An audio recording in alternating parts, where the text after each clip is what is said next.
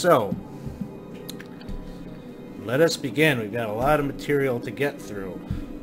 So, previously in this story, the heroes were commanded by the Lady of Pain in Sigil to eliminate the threat that was posed by knowledge of an artifact, the Wand of Orcus. Its whereabouts, Astarak the Devourer, a lich that Reggie has dealt with, and some of the other party members have gotten up to speed about what he's all up to. He's searching for the Wand of Orcus because that item is the catalyst for allowing him to bring back a long-dead god of death, Orcus. To accomplish finding the wand, he had kidnapped or imprisoned one of the two figures that was tasked with hiding it some time ago. A character that the party in previous episodes had met and learned the identity of the second individual that was responsible for hiding it, a drow by the name of Urehi.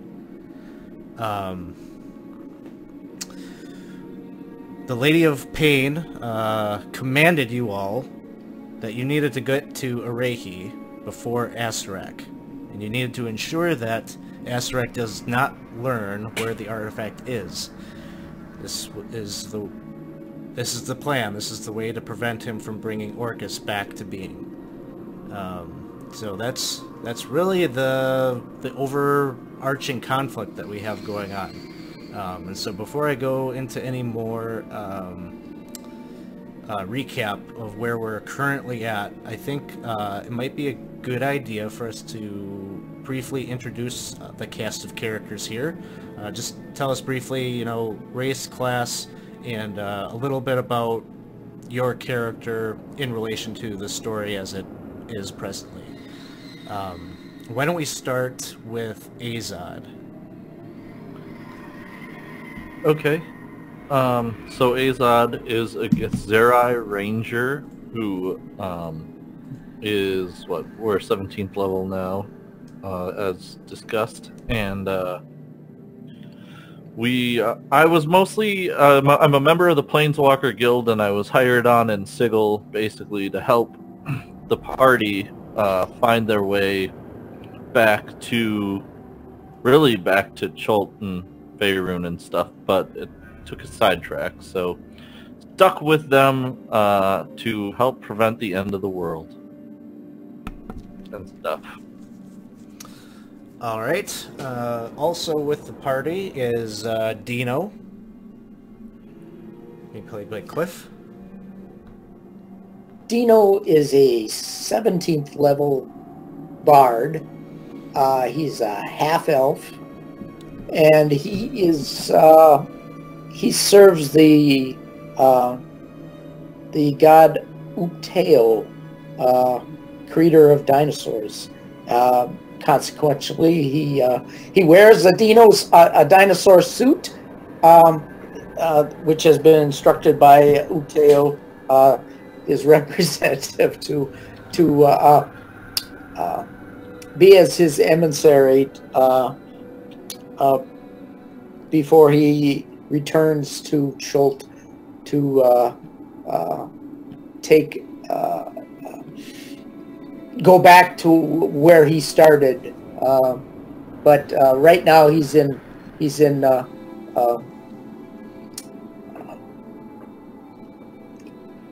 hiding right now, trying to keep alive from the entity that is killing the gods, and he is hiding out in Dino's backpack right now. So yeah, he's greatly diminished in part because of the threat that's killing the gods, but also the belief in Upteo is waning. You had some premonitions some episodes back about how some other foreign gods were coming to Chult and were really swaying the beliefs of people. They were forgetting about their creator, and so that's having a waning effect on his power. and he's become very diminutive and small enough to fit in your backpack, which is convenient for the time being, but problematic in the grand scheme of things.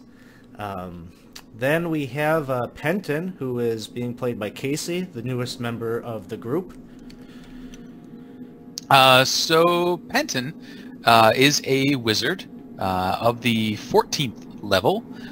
He passes for human, but he does have a little serpent in his background. One might call him a Yuan-Ti pureblood, officially. He is a litigator and joined the party as a way to gain promotion and fame for himself, having slightly misread the portents, which indicated that they would be profitable and very important to assist for his ongoing career, thinking that that meant promotion rather than prevent end of world. So now the Lady of Pain has given him firm instruction to assist them, or else follow up with the latter half of the Lady of Pain's name. So he's very motivated to help out, and personality-wise, probably snake oil salesperson would be a fair representation of him. So there's that. And he is very occupied with the giant creature just over there. So yeah. All right, and then our last character here to introduce is the longest. We go from the newest member to the oldest member in terms of experience. Reggie has been on this journey from the beginning, and has seen a lot of friends come and go, but he's still here fighting and leading the fight to stop Asterak. So Reggie's being played by Joe T. Yeah, so Reginald It's-A-Me, otherwise known as Reggie. He's 17th level paladin human, follower of Torm. Follower might be an understatement. He's probably the president and founding member of Torm's fan club as well. He very much believes in all of the teachings. He grew up, not well liked by the kids, picked on, etc., etc. Had a mentor who took him under his wing and really showed him the ropes, taught him a lot. And Reggie looks up to him, his mentor, Iwatamoto. And he's now on this adventure because it was time for Iwatamoto to let Reggie's wings fly. So he took off to Cholt, where he knew that there was some sort of an issue or a problem, and then it kind of spiraled from there. Reggie came into this adventure feeling very inadequate, but trying to overcome that with just being kind to everyone, wants to be everybody's friend, wants everybody to be happy, and wants to try and find a diplomatic solution, even though he's terrible at diplomacy. And he is now gone through a maturation process. As Alex referenced, he's lost some friends along the way. He's experienced all the difficulties and success that life can bring being out on the road. And he is now, at this point, committed to a life of self-sacrifice. Not in the, it sounds odd and it sounds counterintuitive, but initially it was a self-serving self-sacrifice. He wanted to be the hero, even though he wasn't equipped for it. And now he's not really necessarily seeking out to become the hero, but he's seeking out to alleviate pain wherever he can. And that includes his friends, and that includes even people that he might not get along with. So all of that aside, he's essentially just wanting to bear the burden for this group that he's with right now, and if that means the ultimate sacrifice, so be it. And so here we are. The party is searching for Urehi, the one individual that Asterak could catch up to potentially learn about the Wand of Orcus. That meant that the party was going to have to go to the Vault of the Drow in the material plane of Orth,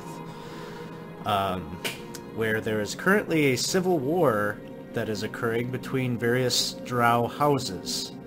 On one side are the houses that are loyal to Loth, the Spider Queen and goddess of the Demon-Wed Pits.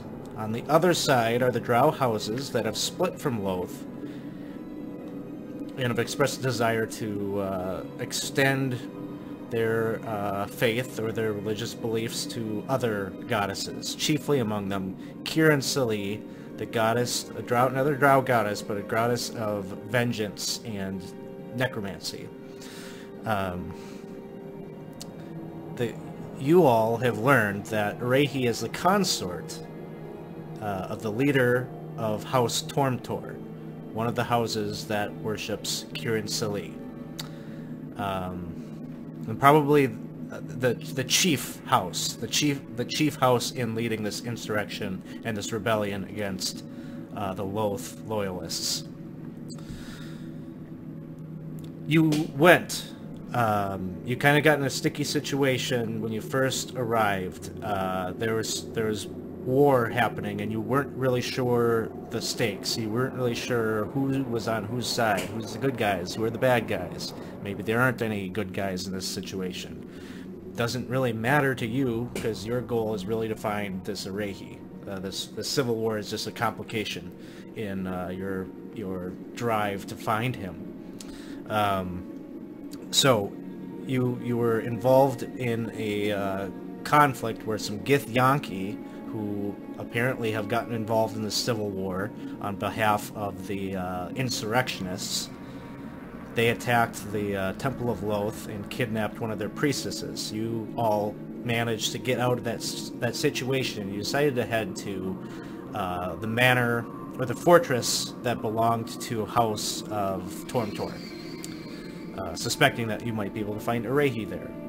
What you discovered was the entire place was actually empty, save for some decoys, some undead decoys that apparently the Drow had dressed up in armor and had positioned in watchtowers and along the rampart. It was relatively easy for you to get into the palace. They set these decoys up apparently as some kind of diversion, or to trick the other houses into thinking that they were holed up in there. What you discovered while you were inside was you found this massive tunnel, or this pit that you started to traverse down. Seems like it went down some ways, and you've been walking. I think you were walking for about a mile or so. Very long, almost perfect circumference of this tunnel. And it was after you had tripped a glyph of warding that had cast a shatter spell that you maybe are just in this very moment, discovering how they might have built this tunnel. As the tremors and the noise of that shatter spell drew the attention of a purple worm that has just tunneled right through the cavern wall and is trying to slither its way into the passageway where you all stand right now. And initiative has been rolled, and it's always Dino right there at the top. So this is the situation here on the map. You're standing just feet away from the massive, huge purple worm that is like a freight train coming right out of the wall and trying to burrow itself into the tunnel where you stand. What would you like to do? I can't. I think you're muted. Does this worm have this massive mouth open? Oh, yeah. Hundreds of teeth. Because in a ring around its perfectly circular mouth. Well, I'm going to toss a fireball right down his throat. Okay. Yeah, you can do that. And I'm going to give him a dex save. The dex save here is to see if he's going to close his mouth as this fireball is hurtling towards him. So if I fail it, it'll get in his belly and only damage him. If not, the fireball will hit his mouth, damaging both him, but there's some collateral damage there in front of him. But you're in good luck, because he's got a terrible dex. And he rolls a 0. Roll your damage. So fireball goes flying off, and you can see it. You can just see like the light irradiating down and gets dim as it traverses down and around his belly, and there's like kind of a minor explosion inside the cavernous wall. Well, we got 27 points of damage. All right. He looks a little disturbed by that, but it's undeterred. He's still moving his way out. Anything else, Dino? How close I am to him? I'm there. You're 5 feet away, or 10 feet away. All right, I'm going to move a little further back from him. All right, Reggie, it is your turn. All right, I am going to follow suit, and I'm going to cast Flame Strike on him. I just can't find. All right. So, Flame Strike is a Dex 16 saving throw. It's a 10-foot radius, 40-foot high cylinder. I got a 16. For real? I did. I rolled an 18 minus 2 is 16. God damn it. All right, well, he'll take half of this.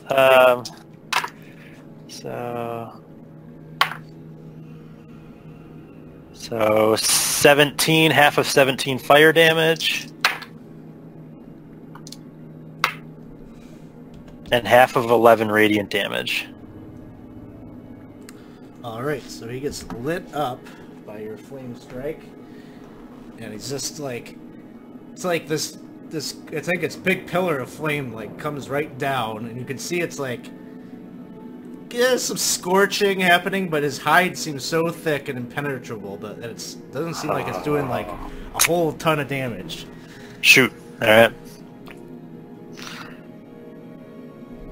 As he saved, and so he took half damage.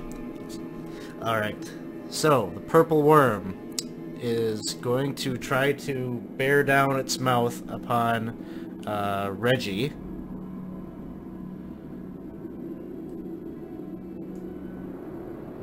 Which is a 30. Whew. Dealing 21 points of damage. Give me a dexterity saving throw. Alright. 16. As you he bites you and he pulls you up, and you can see his body, Reggie's body, is being whipped around as he just kind of flips Reggie up and whoop, down the gullet he goes. Ew. Then you see it moves its way out here.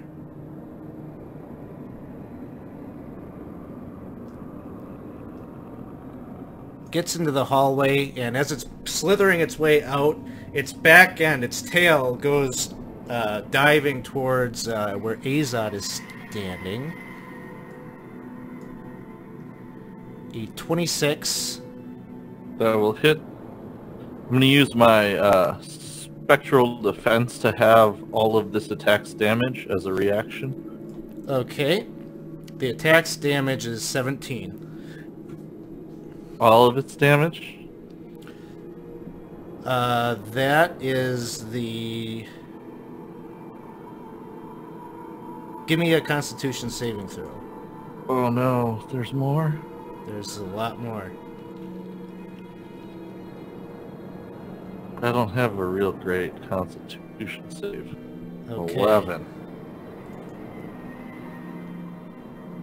And then on top of that 17 is 52 points of poison damage.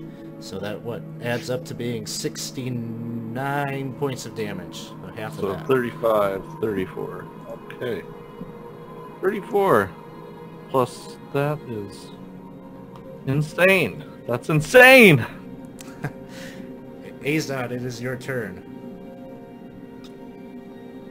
Well, I'm going to use my cool you know, planar warrior ability to sort of teleport before I shoot at him.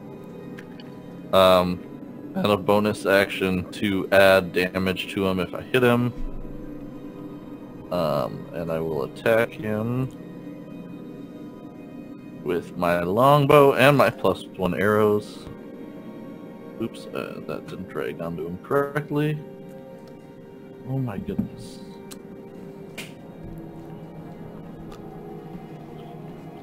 Alright, so hit him there. And I'm adding the planar warrior damage as a bonus action. Or I had specified that I wanted to do that. And I'm going to plop that much damage onto him, so 22. Then I'm going to teleport 10 feet. Shoot at him again. He's scary. It really hurts. Hit. Shoot him with this. Holy cow. Okay, so 13 damages, so... Alright, 45, not as much as he did. Oh, yeah, not as much as he can do to me. And then I'm gonna run 1, 2, 3, 4, 5, 6, or 30 feet this way. And be like, hey, run everybody. And we'll fight him and get Reggie out cut Reggie out after we kill him. Oh! Well, I had a really good idea. I was going to polymorph him, and then it got swallowed, and I'm not sure what will happen if I polymorph someone who has swallowed someone else. So, yes, and he throws up a bunch of little bits of rubble and casts Animate Object on them, and then sends the tiny animated objects to go distract the purple worm while he goes this way. Sounds good. So that'll be 10 attack rolls, right? 10 attack rolls with a +8 to hit, doing 1d4 +4 damage. The armor class is 18. So let's see here. I just do 1, 2, 3, 4, 5, 6, 7, 8, 9, 10. Womp. And I have a +8, so I need 10 to hit. Right? 1. Yes. And a crit. 2. So it looks like only 3, 4, 5 miss? 5 and a crit. 5 and a crit hit. So. Math is hard.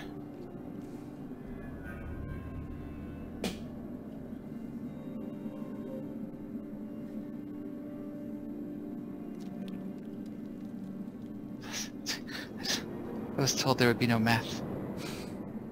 That's not how I roll. How do you roll 7d4 plus 24?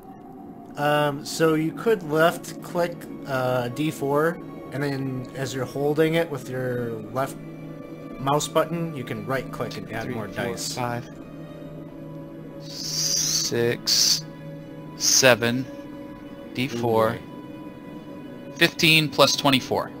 So 39. 39 points of small object damage.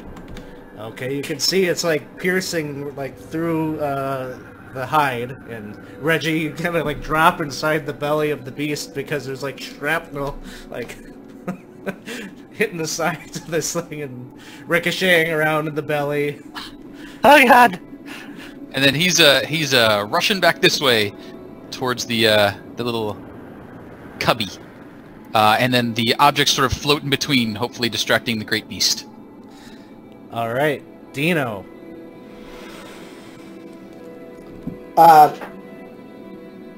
Is this purple worm? He's still facing us and coming toward us, right?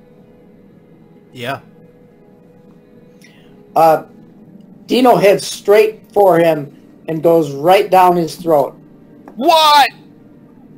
Or rather, what? Okay, give me, I guess, a really low DC acrobatics check. Hey, what? Make an acrobatics check. I think the challenge is getting through the throat without some chompers coming down on you.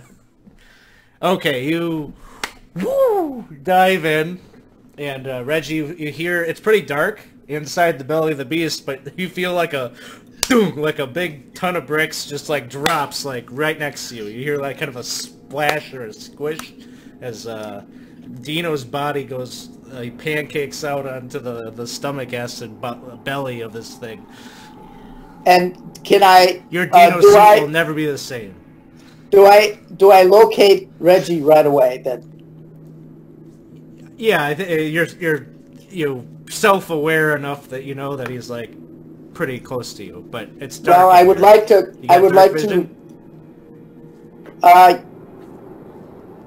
Yeah, I'm a half elf. Yeah, I should have. Okay, so you basically generally see his shape kind of in the shadows of the belly. Well, I would like to grab a hold of Reggie and dimension door out of there. Okay. Where are you taking him?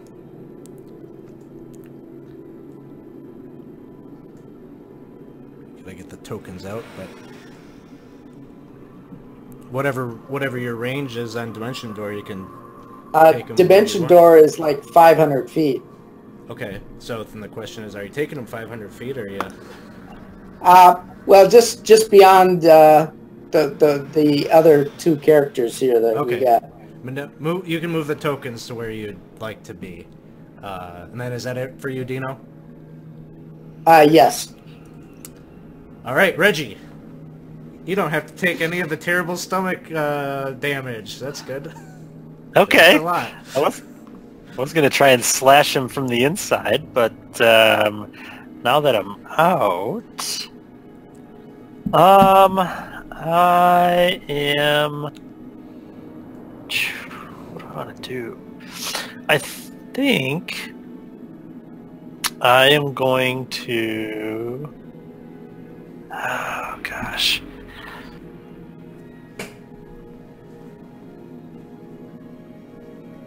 I'm going to cast Sanctuary.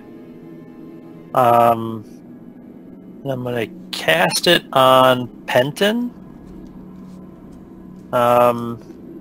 So any creature who targets Penton with an attack or harmful spell must first make a Wisdom saving throw.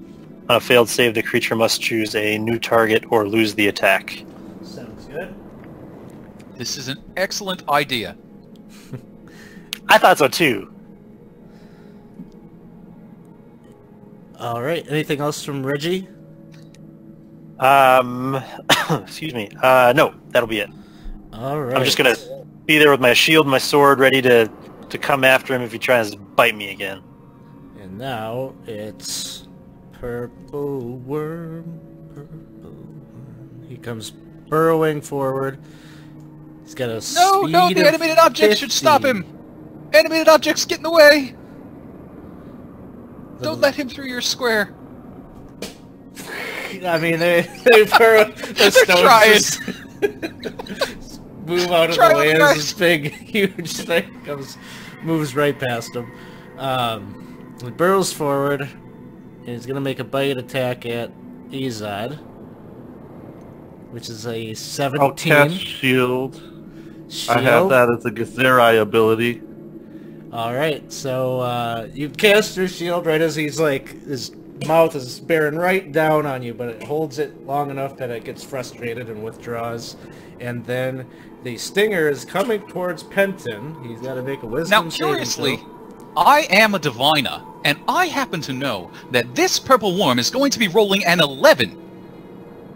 Okay, so he will fail the wisdom saving throw to hit you. He has to choose a new target, so the stinger comes... and it's going to try to pierce through that shield spell. Can you use another one of those? I think it's... I don't remember if I can use 2 portents in one round. I do have a 12. I don't know that a 12 will help you, but if you would like it, sure. So choose a glimpse of future. Replace any secret.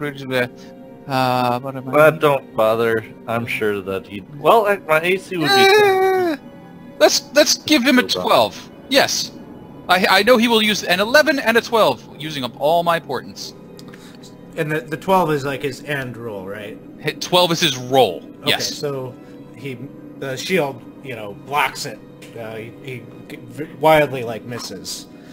And then it is Azad's turn. Oh, thank you! Or whatever, something. You did something there, I could tell. Oh, the gods of fate. You advised me to move because of your brilliant predictions of the future. I stole it all in the sands.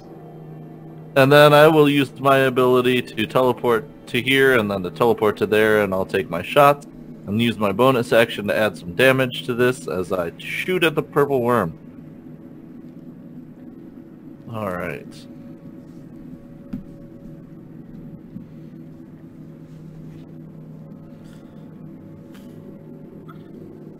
So one shot hits him for 20 damage, then I pull another arrow out, and I sling it his way, and it hits him as well, as I'm just peppering the areas near his mouth.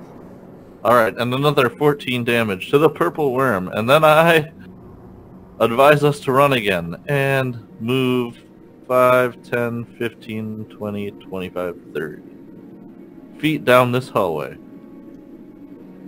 And that is it for what I can do. Penton, it is your turn. So Penton's going to try and look innocent while the objects attack from behind. 1, 2, 3, 4, 5, 6, 7, 8, 9, 10. 10. 1, 2, 3. Only crit. 3 misses. Two crits! 2 crits! 2 crits! Alright, so that's a 1, 2, 3, 4, 5, 6, 7, 8, 9. D4 plus a number. 26 plus 4. 4, 8, 12, 16, 20, 24, 28. So 26 plus 28 is a number. 54. 54? 54 points of damage. And for his turn, Penton will take the dodge action and hide in the corner. It's just shredded as all these pieces of rubble go piercing through. It's just leaking out juice. This big worm. Gooey. So gooey. Dino. Dino is moving back a little bit, and he's throwing another fireball right down his throat again. Ah!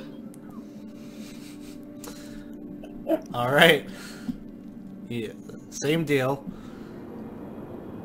What's my DC?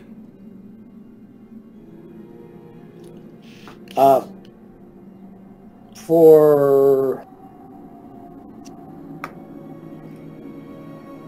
what now? Spell save DC, because I gotta roll a Dex save.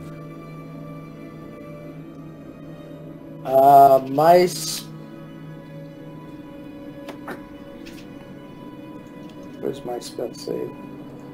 Should probably be 19, right? 6 is your proficiency bonus, and 5 is your spellcasting modifier, so 8 plus Yeah. 17 11. then?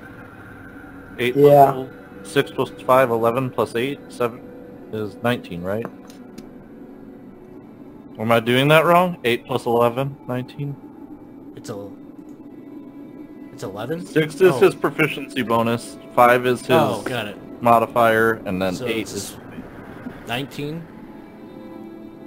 I don't even think he can make that. He fails. Roll your damage.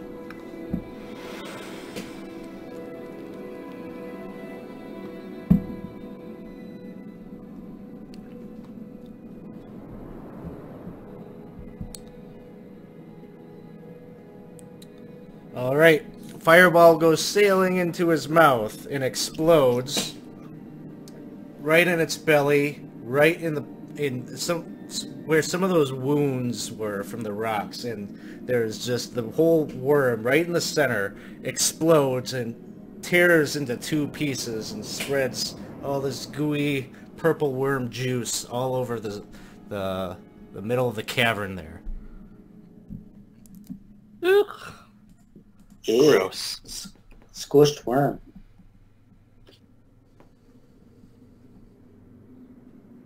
Well, Well done, Dino. You got us out of there pretty quickly. You fireballed them, and then all the little rocks did stuff. Like, I'm gonna Penton, give me a dexterity saving throw at advantage. You were standing like right next to it, so yeah, I felt that was coming. You got worm guts on you?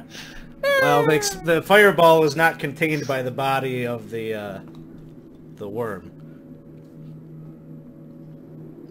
Ah, So Penton ends up taking 24 points of fire damage.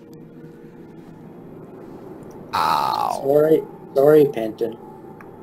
Come on over here, I'll heal you. It burns. It burns. Well, here, why don't you let me heal him? Because I have little use for some of these really low-level slots that I have Ow. at the moment. Ow. Here, would you like a cure wound spell, fella? Yes, please. Alright. Penton is this one. Alright, let's do that, and then let's do one more.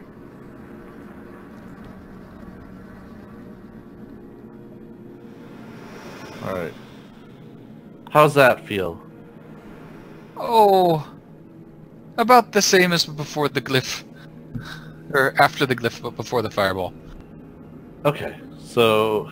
Oh, so you need, like, massive amount? You want more healings? Isn't everybody else also damaged from the glyph? Yeah, Like, we're all banged up. Yes, all banged up. So maybe... Alright, we'll get you there to the... I don't have any mass healing spells, I'm sorry. Otherwise I would... I'm sure I'll just walk it off. Okay. Otherwise, I was thinking maybe we could try to sit down and suss out what we want to do and rest for a minute here. Maybe a little bit. As we try to figure out... Because, I mean, we're just walking down a purple worm tunnel, right? That's what this is, right? you think there's more? Hopefully he doesn't have a big family. Can I use my hunter instincts of survival to realize that this tunnel that we're in maybe was carved out by that purple worm? Are you asking me as a general question, or do you have like an ability that with your Underdark favored? I mean, I'm just asking if, like, I could analyze... Yeah, as a general question, could I make some sort of, if Like I the were tracking smart skills enough, or could I something. put two and two together? You know that with your survival skills or your ranger abilities, you'd be able to figure out that this is carved by a purple worm. I don't know if you know it's that particular one. Sure, right, yeah. No, But, yeah. I didn't... Yeah, the way that this tunnel's carved out a little too perfect for engineering picks and everything like that. It's like perfectly chiseled. That purple worm fit real snug in this tunnel as it was coming at you. Now, we are an hour behind the Drow household as of last we checked, right? Was our thought? Yes. Do we want to get 2 hours behind them or not? What do you think? Probably not. No? Okay. I mean, I at think least we till keep going. at least till we figure out where they are. Yeah. Nope, sounds good, actually. I agree. So... You think you'll survive? Oh yeah. Alright, then let's move on then. I will start trying to track our way down this tunnel, making sure that, you know, looking out for obvious dangers along the way, but making sure that we make some good time. You begin to travel further through the burrowed-out bedrock of the Underdark. Unlike the very large cavern that you initially were in, when you first came out of the Temple of Loth and you saw, like, kind of that... It almost felt like you were under a night sky or something because of how grand that cavern is. That's not what you got going on here. You're in tight quarters and there's none of that illuminescent fungi here. It's dark, and so those of you that don't have dark vision, you'll need some kind of a light or something to see, but you'll be able to manage that. Yeah, this tunnel for sure was recently excavated by that creature that you just dealt with. And there's this smell of freshly turned earth with a faint smell of rot and decay. And as you're moving forward, at some point something out in the shadows catches your eye. It seems like some bodies are coming into your view. And the further you kind of slowly move forward, you see that there's a number of bodies. Seems like drow bodies with armaments bearing symbols that seem to be from the houses that are not loyal to Loth, the rebels. You probably recognize these symbols because you did spend a little bit of time in the Tormtor Manor, so you might have seen some of this iconographic icons throughout the hall there. So that's what you see. There's maybe a dozen or so of these bodies. Are they animating? Like they're moving around? No, still. Oh, okay. If you're looking around, you're going to see remnants of blood. Is there any resemblance to the undead bodies that they had kind of staged around the house or the castle that we were coming into? Make maybe a medicine check. Nope, that's going to be a 4. You're not sure. You didn't really get too close to those bodies that were up on the rampart. But as of right now, when you're looking at them, they are still. Yep. Oh, just one moment. I have an idea. And he casts a detect magic and just starts perusing around. Any magic residual or otherwise? No.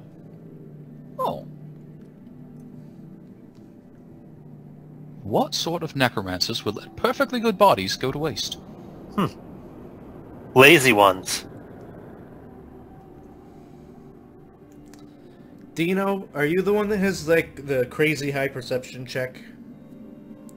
I believe I do. You notice that one of the bodies is holding a piece of parchment. A female drow warrior.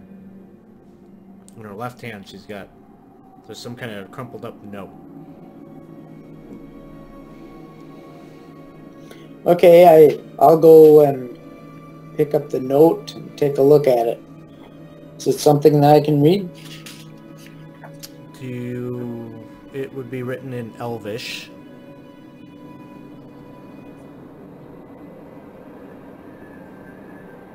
I know Elvish. Okay. It reads, Dear Sister, I pen this letter knowing that it is tentative in nature. I have no way of knowing whether you are even alive. This sentiment is further complicated by the fact that we fight on opposing sides of this war. If I were to send this letter, and it was intercepted, which seems likely, I would at best be tortured for reaching out to a traitor, and at worst, I dare not even speculate the consequences. To become a Drider is the punishment of Loth. In contrast, worship of Kiaran Sali does not require a mind, and disobedience is often repaid with undeath. And yet, as this war progresses, I find myself questioning if it is not all of us still flying the banner of House Tormtor that have turned to treachery.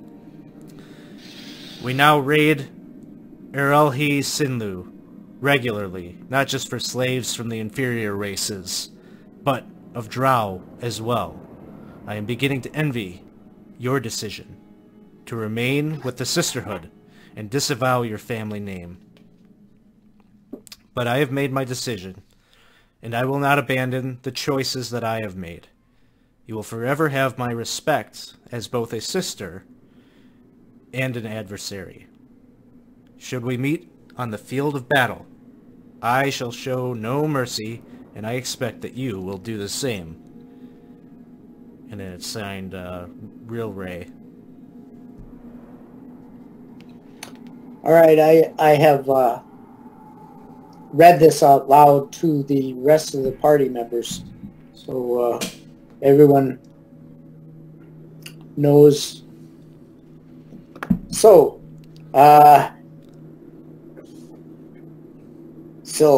what do you think happened to this? Do you think they were killed by their own kind then? Could have been an interception job where the figured out that the letter was coming through and it tried to put a stop to it. Well, let's take a look at so the letter doesn't say the name of the sister, right? But can I look at the house garments of this female drow that's dead here? Did you say they were Tormtor? Yes. Okay, so she is of House Tormtor. So this seems likely this is the writer of this letter, I think. But what do you three think? Does she appear to be of dressed better or equipped better than the rest of the bodies? No, they all look like soldiers. They're wearing chainmail, equipped with long swords, bows.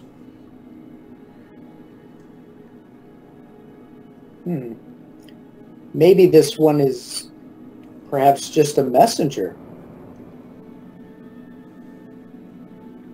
I mean, the letter says she's sure a messenger would get intercepted, right? Oh, looks like that's what happened, yeah. Right, but maybe she decided to, like, I don't know. So, Tormtor is raiding Tyrensily. What was it called again? They are, she made mention of a city. Right, yep. Relhe Sinlu is the name of the city that was mentioned in the letter. Azad, go ahead and make a insight check. Alright, I will try to do that. 19. The way that you were observing when Dino went to get this letter seemed to be like an arm outstretched. Alright, so it looks like this person was attempting to deliver this to someone as they were dying, or immediately before they, like, instantly died or something. Yeah, Does it look like this if you were in the person midst died? of battle, you would not be wielding a letter. Right, yeah, so, but it looks like they were definitely in battle, right? So, like, Yeah, this looks like, I know I'm dying, I'm trying to hand someone a letter, and they didn't take it. Is there anyone else here with an outstretched hand? No. The rest of the drow here look like they got their weapons are drawn, swords laying out unsheathed on the floor, shields maybe in hand. And do all the drow here look to be from House Tormtor? There's a variety of symbols. You can give me a history check at disadvantage.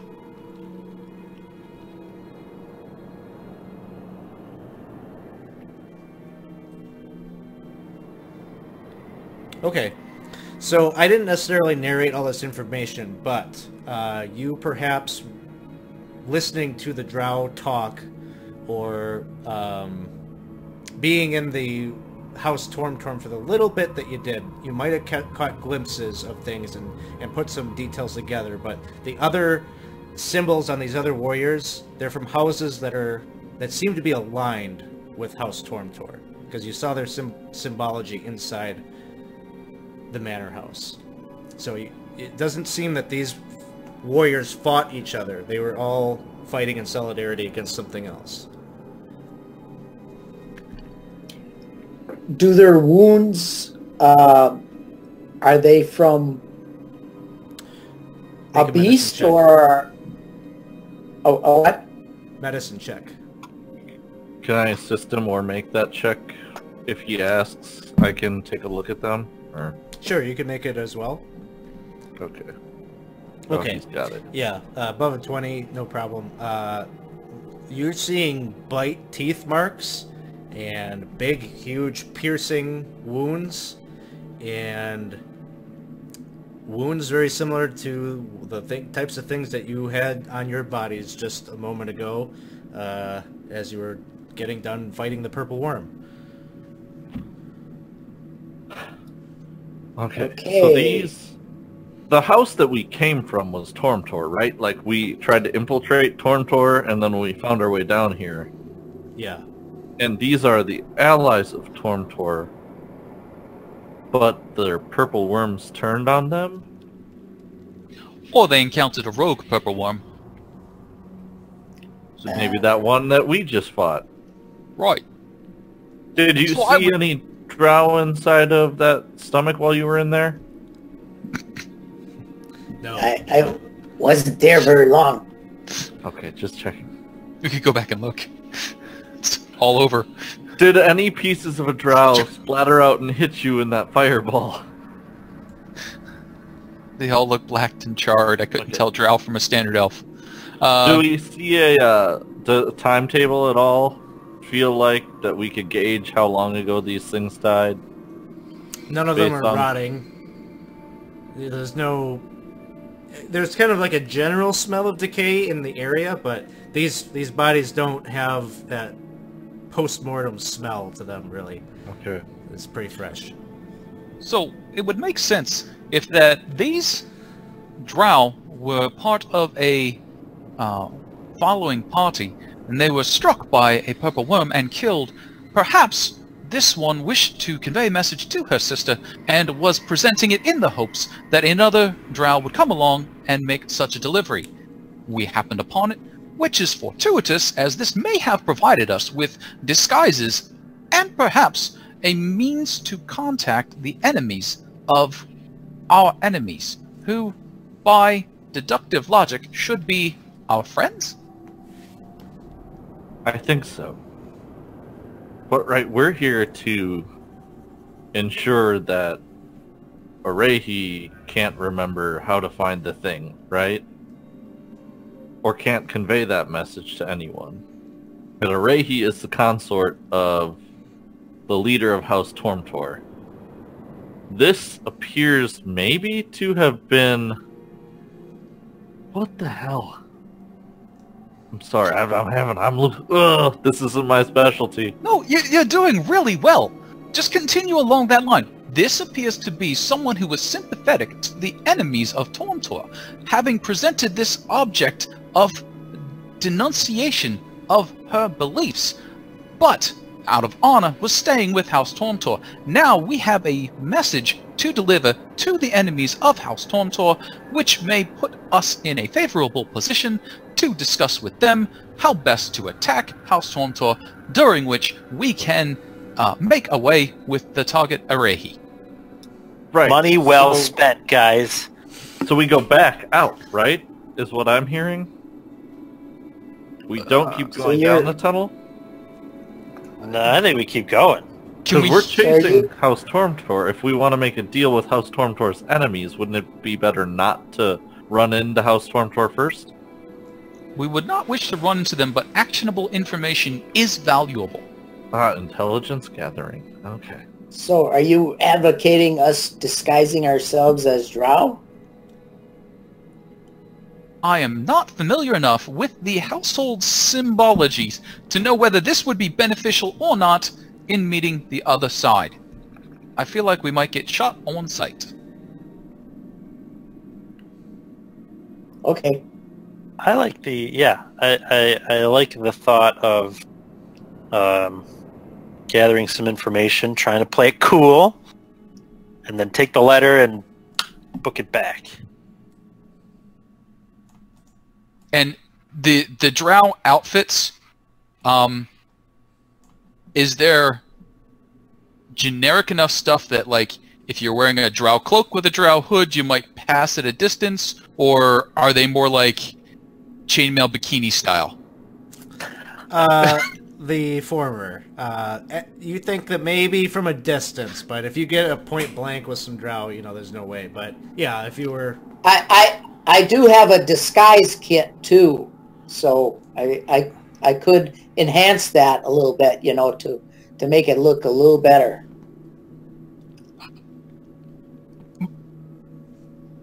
I can get behind that. Yep. Yep. I love playing dress up. Yep. 100%. Yeah. So, like, gather from the bodies whatever seems like, you know, doublet, tabard, cloak, cloth covery bits. Maybe like 2 for the dinosaur head.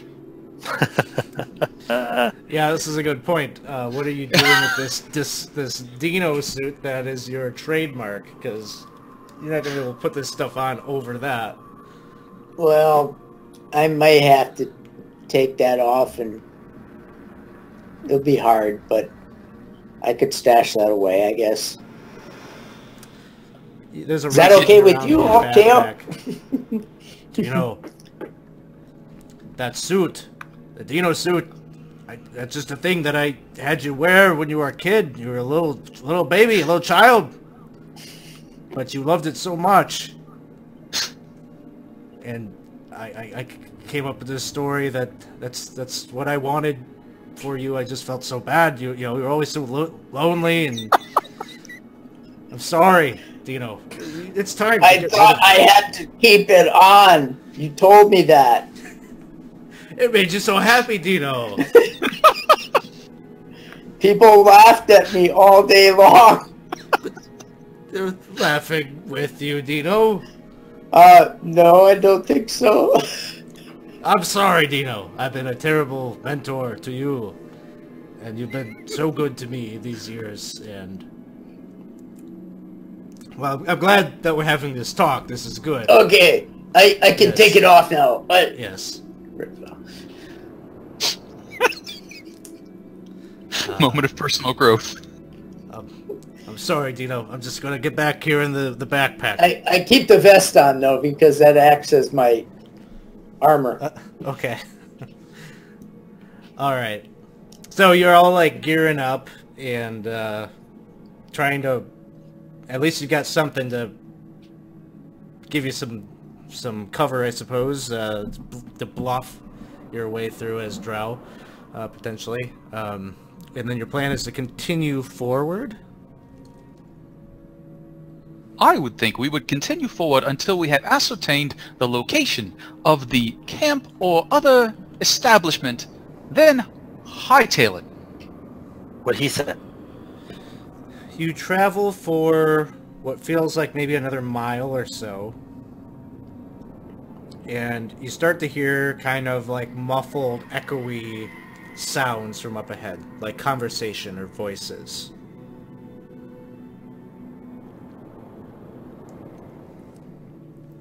Pretty faint at this point, but you definitely know it's not the stone cold silence of just like little drips of water in this manufactured cavern. There's people up ahead. You know that. Okay. I would whisper if anybody can help us. I'm kind of a clumsy guy, so if there's an opportunity. Perhaps I could send an arcane eye forward. Oh, I like it. Does the arcane eye listen? That would be an arcane ear. Okay, all right. I think I could do like a combo. If I go look at it with my eye, I can then clairvoyance later. Okay, all right. I don't think an arcane eye. It's a good question. Let's have a little look-see here. ask me questions that I don't know the answer to. Visual information. Visual information, yes. That's better than what we've got so far. Yeah, So, I think that's a good idea. I'll cast my Arcane Eye, and then I'll have it book it up and around and take a look. Okay, so on your map here, if you go up to like the the upper right, there's a tunnel that I have revealed, and your Arcane Eye is going to see some things and stuff. Let's put the little 20 sides comet there. It kind of gets right up here. It's a magical invisible eye. So it gets up to this point, and what it's looking at is what appears to be some kind of a holding cell that has been built into the walls of the tunnel. There's an iron bar. Well, yeah, it's an iron bar kind of like set up inside the sides of the tunnel with little sliding metal barred doors that would open if one had the key. And you see, maybe first thing that catches your eye are these three kind of beastly looking creatures. They almost look like half drow, half demon. Looks like this. They seem to be standing such that one of them is looking to the north where your eye is. It almost feels like it's looking right at the Arcane Eye. Then there's two on like the southern side of the holding cells, and they're looking to the south.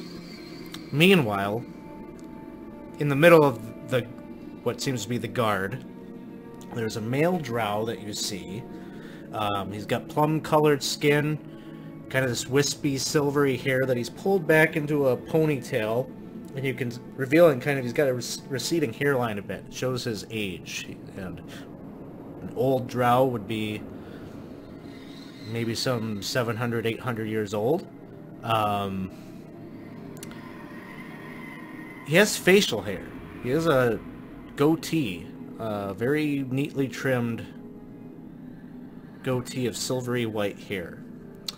And he is speaking to a familiar-looking drow priestess who was nabbed by some Githyanki. But you can't hear what they're saying, so you just see them in conversation. Ah, fortunately, I read lips, but I don't know drow, so all I hear is, or see is, abla, abla, abla. Do you know Elvish? Do I know Elvish? That's a heck of a question. I know Elvish. Or Undercommon? Here, watch my lips. I'll imitate them, and you tell me what I'm saying. No, I do not speak Elven or Undercommon. So that's essentially what you see. The drow priestess is inside the holding cell. Ah, and I echo that information. I suspect that this is not the main encampment. This is some holding cell for that drow priestess, while the others are occupied elsewhere. Also, the tunnel continues to the south. It would be very beneficial to return to our new, air quotes, allies with this priestess in hand. However, those beasts look formidable, and I have not seen their like before. They look like werewolves with extra arms and drow skin, and they're just a lot. Drowing keg demons drinking. There's some word there. Mm-hmm. Yep. Those are letters. Mm-hmm. Where drow? Yes, demonic were-drow. Oh, I thought you were asking a question. I was going to say, there, drow.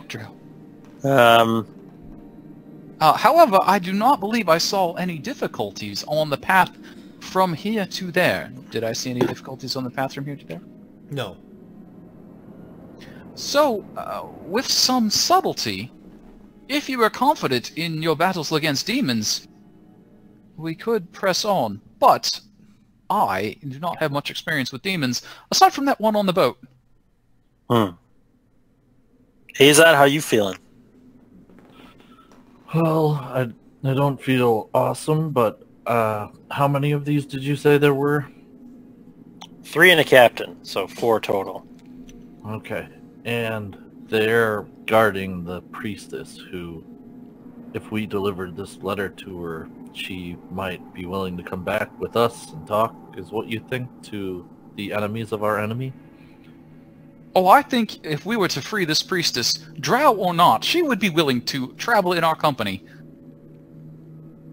Okay. Though she may consume us later, she is drow. Yes. Oh boy. I feel okay. Do you want to try to, like, sneak up on them and ambush them? Maybe. Dino, what's your gut?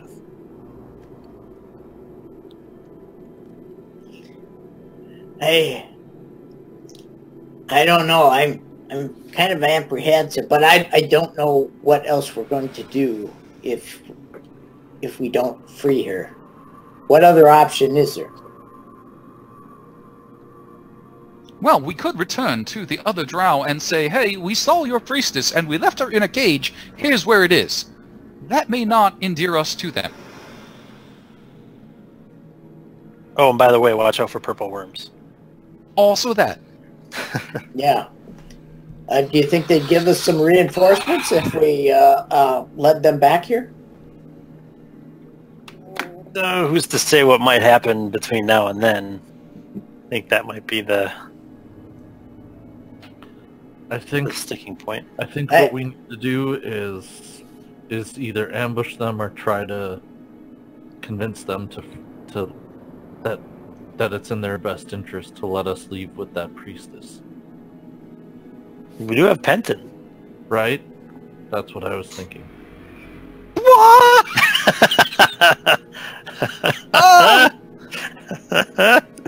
You know, hear me out. Hear me out. We send in Penton with Dino as a translator to translate into Elvish all of the terms of the priestess's release. I have a much better idea. Okay. We take Octeo, we turn him into a Tyrannosaurus, and let him lead the conversation. Oh, that's interesting. Octeo, you'd be up for this, right? Yeah, where's Octeo? Octeo went to go get a drink. He doesn't want to do that. Aww. Well, that's... We could have had 2 moments of personal growth. Now, you're thinking that they're somehow going to be talked into releasing her? Is that what you're... I don't believe the 3 demonic drow multi-armed death machines are conversationalists. Well, I didn't think so either. Octeo pokes his head out of the backpack and says, it's not my place to tell adventurers what to do, per se, but, you don't know, it seems like maybe that male drow is talking to her, based on your description. Correct? Yeah, that's right. Maybe you're missing valuable information. Well, we could always creep forward and listen in. Maybe we do that. Let me see here. Is there? Hey, Azad, you were always really good at keeping it quiet. Yes, I could cast a spell to help us silence our footsteps a bit. I think that'd be great. Yes. So, is there cover that we could use to get a lot? Well, I mean, we're in a shady cavern, so I think if I cast this pass without trace spell on us, and we stick to the sides of it, we should blend in. Well, I'm pretty stealthy to begin with, so I could... There you go. With pass without trace, I'd be completely silent, I believe. So you're casting pass without trace and sneaking forward? I think the only person I really want to stealth check really is from Reggie, because he's got the heavy armor. So That's fair. it's a disadvantage stealth check. You're the Still only at person- disadvantage? But then you get plus 10, basically. Yeah, I think you're the only one who could possibly fail this, so I'm only going to ask it from you. Okay, so at disadvantage and then plus 10. Yep. Okay. Low chance that you'd fail it, but 20. yeah, you're fine. So you all sneak ahead, and you're not quite as close as the D20 comet there, but we'll say you're able to get maybe like 60 feet away, 100 feet away. You know, you'd be close enough that you'd be able to start to hear the content of their conversation rather than just the echoey murmurs. And I speak the Undercommon, and but Dino, you speak Elvish, so we hopefully have this covered. yeah, I guess it'll be Undercommon that they'd be speaking, so you'll be able to understand them. As you move forward, you don't get any indication that the Dragoloth there has seen you. He doesn't make any sudden movements or anything. He just stays standing and watching the corridor like he's doing.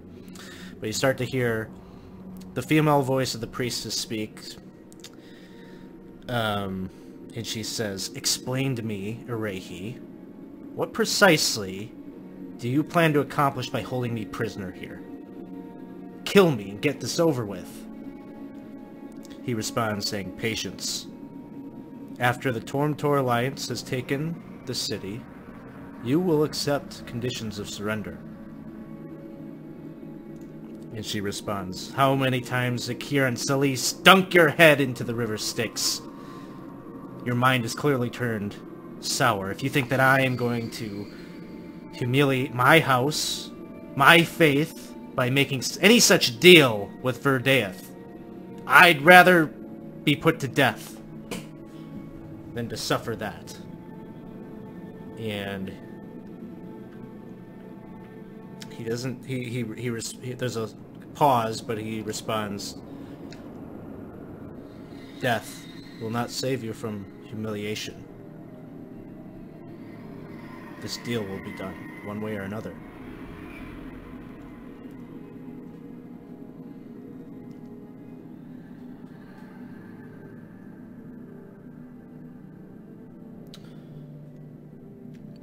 And she gets quiet as she maybe contemplates what he means by that. He belongs to a house that worships a necromantic god, and so she's maybe realizing at this point that even if they win the battle, and she doesn't comply, that they'll just raise her as an undead minion to make whatever deal he's speaking of.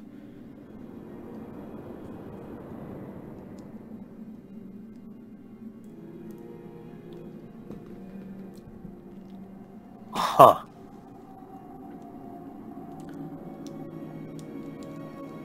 It's our dude. We can't turn back now.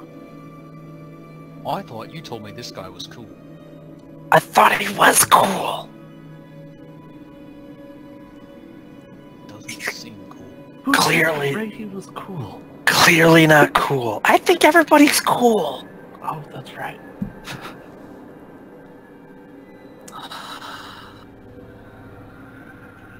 Is this female drow, is she bound or restrained somehow? No, she's in a cell. Oh. So, and are the keys to the cell anywhere to be seen? Based on your past perception, you see Rehi has a ring of keys on his belt.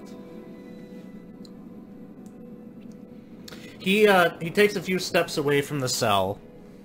He turns his back to her, and you hear him kind of curse under his breath, and he says, "What did you expect me to do, Charinda? I was never going to be anything more than a second-class citizen under Loth. Even being your consort, as lovely as it was for the short time we were together, I could see the writing on the wall. Kieran Salee offers a different option.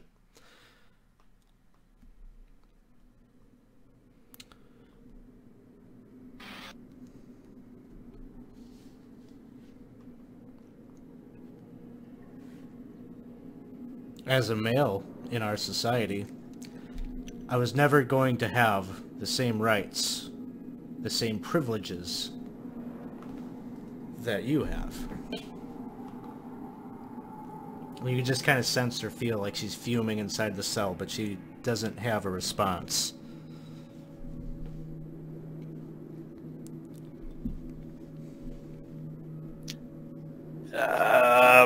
We...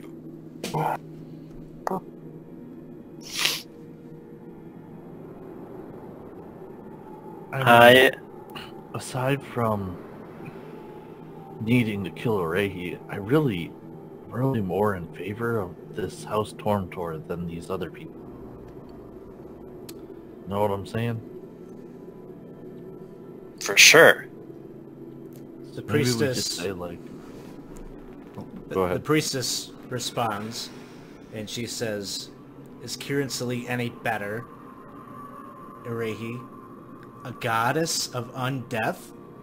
You think that you're going to be any more free under her reign?" And then he responds, "No, I don't. But I have a good sense, or a good feeling, that Kieran Salee is already dead." Oh. He's gonna try and slide into her DMs. Take it over. Remember, Kieran Salee is a goddess. Right. Right. We know that something is killing gods, right? And then trying to act as though it were that god, and so like with the Modron, right? I think it was Orcus that killed their god, and then was like, I don't know if necessarily impersonating him or like, but he was controlling them. So possibly he has the wand back? Did Reiki already give him the wand back? So that he could kind of take over for Kieran Salee? But I'm wondering if maybe... Now this is definitely some, like, pontificating here, right? Like, I don't know any of this for a fact, but I'm thinking perhaps... Remember how Dino told those people that we were looking for a Rehi and stuff like that with his mind? Yeah. And, because remember, that lady read your mind and stuff? And, like, it wasn't the first time that happened? And, like, so what if they know that Orehi is here and aligned with this house, and Orcus has already made a move on Kieran Salee to try to let Orehi fall into his grasp? Oh. Again, pure speculation. Sure. I mean, that's what we're doing. That's our... Yeah. Well, does any of this change that we need to restrain that fellow? No. No, absolutely not. Do any of you have a plan to restrain that fellow? I am going to...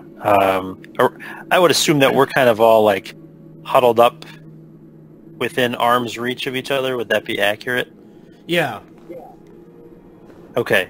I'm going to put my hand on Penton's shoulder, and I'm going to give him 40 points of lay on hands. And I'm going to then grab Azad's shoulder and give him 20 points or 25 points of lay on hands. And then I'm going to like go to Dino's chin and give him like a little like that.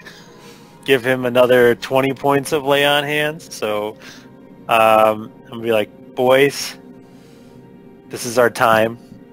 We're here to fulfill our destiny and prevent Orcus from getting that wand. And we're going to do this right here, right now. I'm going to unsheath my sword, get out my shield, and I am going to... Let's try to do this, like, with surprise, though, okay? Like, surprise them. Your sword emits some light, doesn't it? Yep. You see a wall of darkness appear, like, right before you. And you hear Arahi's voice. Who's there? Hi, I'm Reggie. What do you want with me?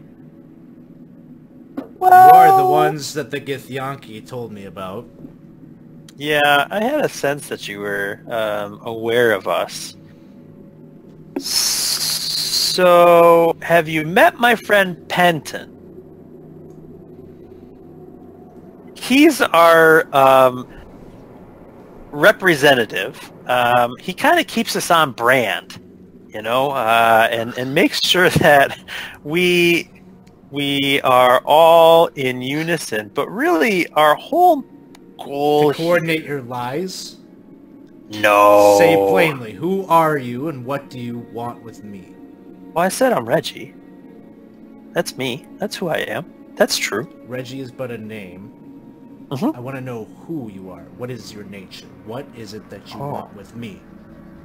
Well, I guess initially we just wanted to talk a little bit, if that's cool. Okay. Cool. Awesome. Penton, do you have any kind of thoughts in terms of what we might be able to come to an agreement on with our good buddy over here, Arahi? Well, the first part of any conversation is finding common ground. So, I believe, Arahi, if I were to ask, the universe, the entirety of existence, are you for or against the entirety of existence? What a strange question to ask. I am Well, for an existence where I've got a little bit more power than I do now. Excellent. That puts us on equal grounds then, because I am very in favor of existing and do like the acquisition of power. Now, taking a step down from there, we, collectively, have been informed that you, individually, have within your powers or knowledge the ability to alter existence to the point where it is no longer existence. And that is the crux of the matter we wish to discuss with you. If that is true, then we have been encouraged to find a way around that end of everything. Now, I suspect you, while accepting of undeath of others, may not be as much a fan as being mindless undead yourself. However, there is some suspicion that you yourself may already be undead. Are you, Arahi, an undead? No. Ah, wonderful. One more rumor checked off the list. Now, are you familiar with the rumor that you have within you knowledge of the Wand of Orcus? I am aware. Ah, then you may be aware that several individuals, including, we believe, the spirit of Orcus himself, itself, herself, pronouns are going to be tricky on that one, may be in pursuit of that knowledge, and I believe we just overheard said priestess discussing the dunking of your head in the River Styx. So that's it then. You want to know where the wand is? Well, actually we don't. We just want no one else to know where the wand is. And we would be happy to help you help us make sure no one knows. You're too late. Pity. What? You mean Orcus has the wand? Orcus Orcus doesn't have the wand. But But Verdeith you told him does. where it was? Who does? Verdeith. Death has the That's the lady that's banging him. The leader of House Very crude Tormtor. way to put it. Consort's not really that much more, you know. So, okay, so she has the wand. Is she in cahoots with Orcus? Are you guys working with Orcus? Orcus is dead. I'd be worried For about Orcus. Are you sure? Should be worried about Kieran Salee. Or rather, you should have. I don't think she's alive anymore either. So What? then who's to be worried about, Arehi? Who are we to worry about? Well, maybe creatures like you that aren't even from this plane shouldn't be poking your nose into our business. You know, this affects more than just your plane, man. You can't have such a planar view. You need to have more of a, you know, more of a like intertwined, a web kind of view. You should be. Oh, I have familiar with a that. web kind of view. I figured it all out. Verdeith, she figured out the way to bring my memories back. And once I realized, or I figured out, that I was betrayed by the goddess that I pledged my life for, the goddess that I betrayed my house for, what is the point? I used to worship Loth, and now Kieran Salee, they're all the same. But Kieran Salee, you think, is gone now. Well, I took a gamble. I told Verdeith restored my memories using a plant, a Desert's Night she acquired from a devil that the Githyanki helped us acquire. And I recalled being dunked into the river. I was very, well, goddess avenge of a vengeance as well. Maybe she got what she was coming to her. I had heard the complaints that Verdeith had told me in privacy, in secrecy, that she no longer felt Kieran Salee's blessing. She was no longer feeling her presence and her guidance. I put a couple of things together. I've been hearing the rumors of these dead gods. Who's to say Kieran Salee didn't die? So, I told her about the one thing that I had in my repertoire. The Wand of Orcus. I remembered where I hid it.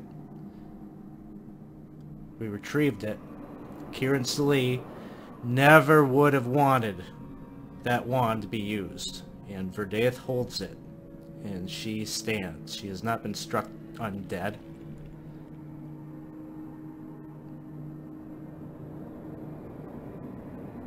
So, I think my theory has been proven. And now I wait. She's out there using it right now as we speak. What's she doing with it? Winning the war.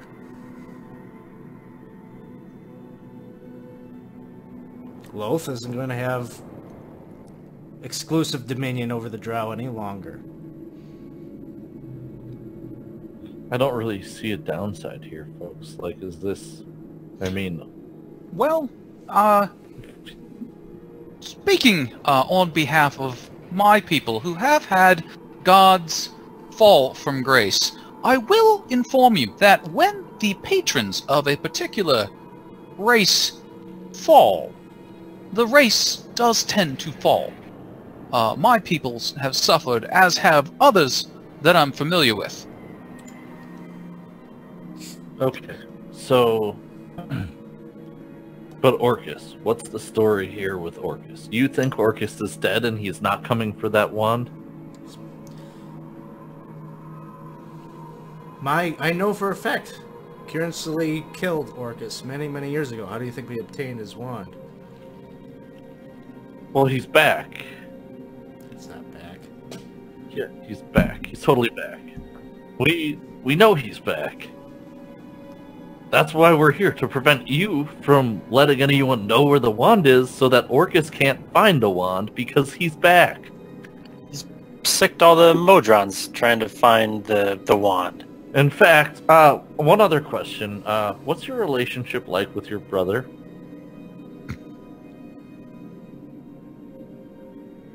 My brother? Kestad? I haven't seen him for some time. Last I heard, he went barmy. Barmy.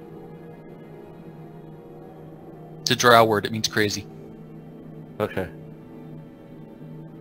Well, I don't think that you'll be too surprised to find out that he's dead now.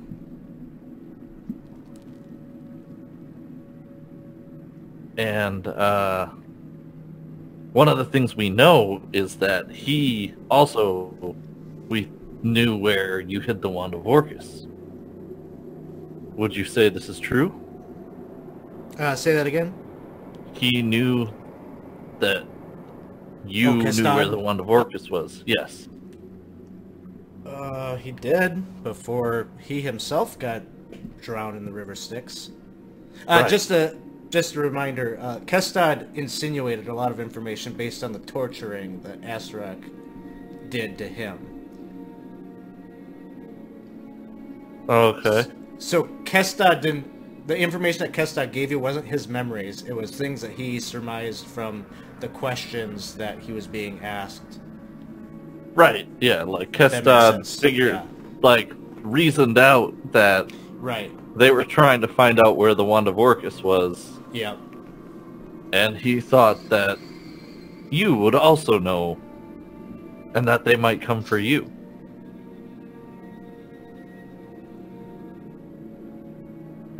But do you know who Asarak is? He might have been buddies with Kieran Salee, actually. I mean, she loved undead and stuff, right? Asarak? Undead. A wizard? Yeah. He used to live here. Raised armies. That's ancient history.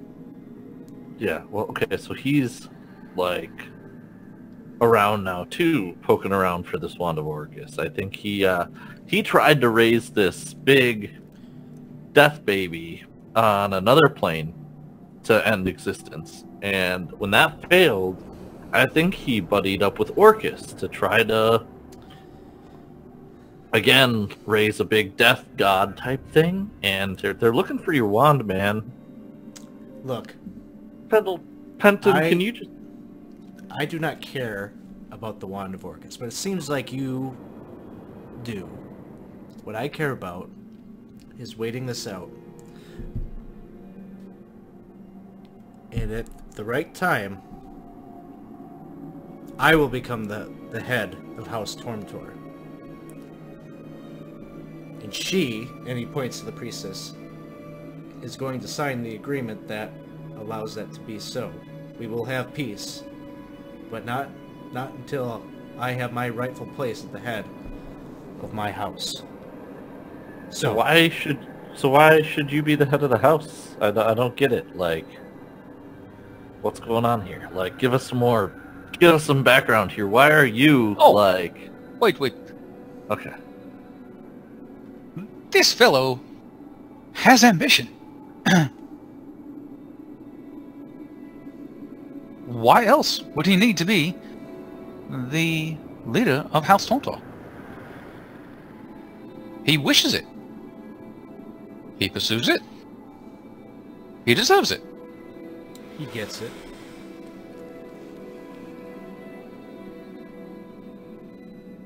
And so you want your wand? Yeah. Well, I wouldn't shed one tear for my mistress if she were to lose her life and lose her wand. I'm second in command as per the new traditions that we've laid out. Okay. And what is this? How does this priestess here signing a treaty, or signing anything fall into this plan? Why does she have to sign something? Well, she sits at the pinnacle of the hierarchy of the Temple of Loth. Until I get her to sign off on this deal, there will be no reconciliation between the two sides in this war.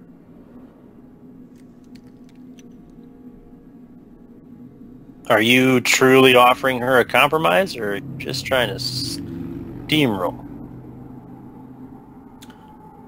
Well, the terms of my side are very clear. It is her that is stubborn. But of course that is low sway. All or nothing. What will be her place once she signs? Well, maybe you should talk to her about that. And she says, never. I will never sign. It would be an abomination before the eyes of Loth to allow this filth to be the head, to be equal with us. Never. Penton, this sounds like your expertise, right? Two parties not seeing eye to eye right now. I have a guy right here. He can help. He can help you both come to terms here for, I think, just a small fee usually. A very reasonable negotiation fee is considered mandatory for such situations. However, in this particular instance, as we do wish to acquire the Wand of Orcus, I am willing to work pro bono in exchange for that said wand. Now, I understand these two parties do appear to have opposing viewpoints and irreconcilable differences. However, I am under the impression that not all drow houses are equal. Is that correct, madam? All who worship Loth will be accepted. Those who don't are traitors and will be put to death. Understandable. But you did avoid the question. Are all drow houses equal?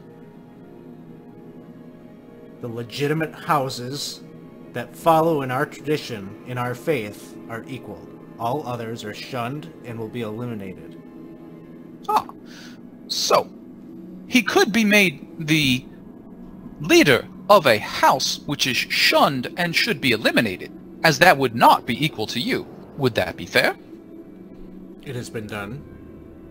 Well, now, Erehi, you do not worship Loth. Your house does not worship Loth. Therefore, it is shunned, it is lesser.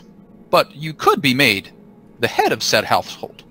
You would, of course, be under attack and eliminated, but I believe that's fairly par for the course of your particular societal structure.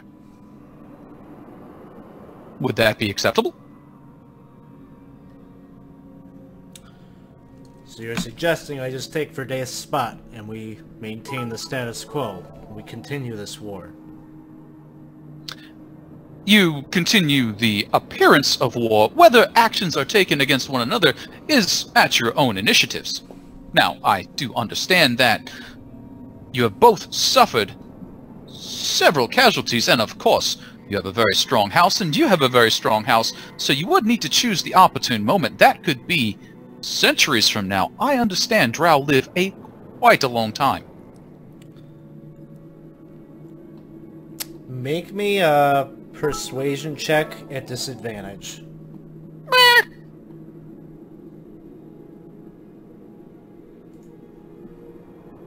Disadvantage. First, would anybody like to help me?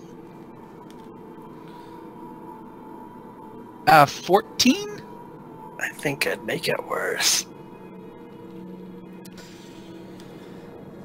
Rehi says, no, I have the upper hand here. She's sitting in a cell.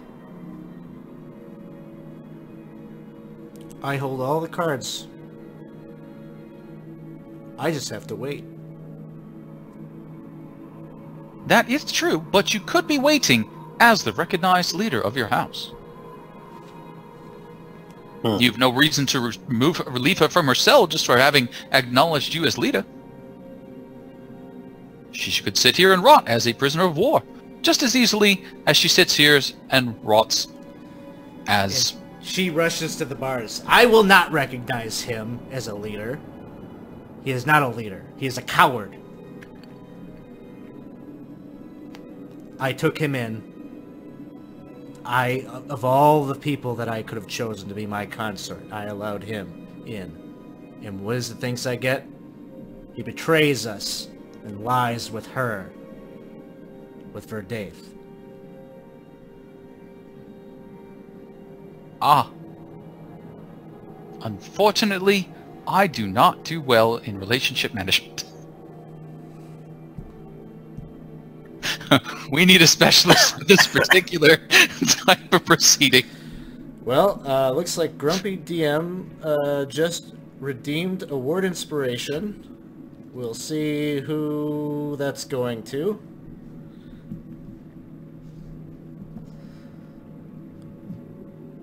But in the meantime, it doesn't seem that you've got a resolution. Okay, Penton, you've got inspiration. Woo! Thank you! It seems that they are at a stalemate at the moment. I suggest we alter the situation, and then reconvene. Perhaps if we were to go and remove, Beardith? Excuse me. Verdith. If we were to go and remove Verdith from power, that would shuffle things around enough that we could reapproach the table with fresh eyes. So we just have to ask Arehi where she is? He did seem willing to give some information. Arehi, would you like to accelerate this process of leadership? He drops the darkness spell so that you can see one another. Ah, your bodyguards are as impressive as ever. If you're saying that your objective is to go forward and try to assassinate Verdaith, I will not stand in your way. But the four of you? Well, we'd need help. Interesting. You are free to pass. So we're just free to pass. The battle, I'm sure, is very much underway. Does Verdith have any kind of typical security detail around her? She does. 3 of the captains, 1 from each of the houses, is with her. Their displacer beast pets. And she herself, I'm sure, is overseeing the battle on her mount. She rides a nightmare horse wreathed in flame. If you were to coordinate a hit on Verdith, how might you do it? I wouldn't. Huh. But this is your spot. This is your position.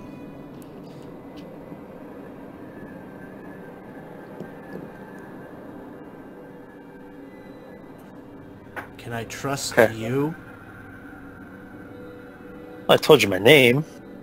I mean, we're like best friends now. You may not trust us, but you can trust the paperwork. He's got a point. No, paperwork will not do.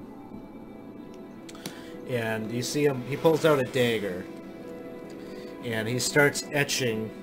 He, like, rolls up his sleeve and he starts etching some runes and cutting into his flesh.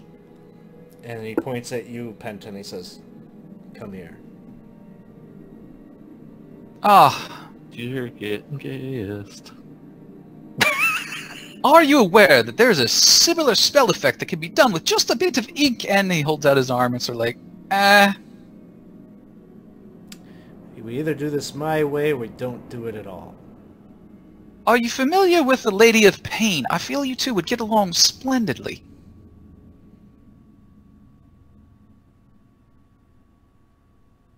Well, No, he's in. He's got his arm out. then he starts to cut, and he's some kind of elvish script is going into your arm, and he grabs your arm such that your wounds are in contact with each other, and you feel like this deep sense that if you are to betray him and sell him out to Verdaeth, it would be very bad. Huh? But what would be bad for him? If he betrays us, is it bad? Penton's just like... I think that's the unbreakable bond or curse or something. You four look like you've been through hell.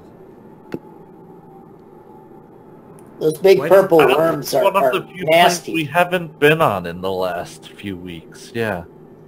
He smirks and he says, "Why don't you take a moment? I'll go out to the battlefield and I'll arrange a few things. I'll try to pull some of her security detail away from her. Seem reasonable?" Seems very reasonable. It's very reasonable. Alright. Okay. He leaves, leaving the Dragolos remain. You're getting the sense that they must be loyal specifically to Urehi, for he was willing to speak pretty openly in front of them. He leaves them to be with you. So you can take a short rest. Okay. Can we chat a little more with this lady in the cell? Sure. So, and I want to kind of, while we're resting, and I want to say, like, do you think this could be maybe someone who would know who this Riel Reth that wrote that letter is? Riel Wraith, or whatever her name was?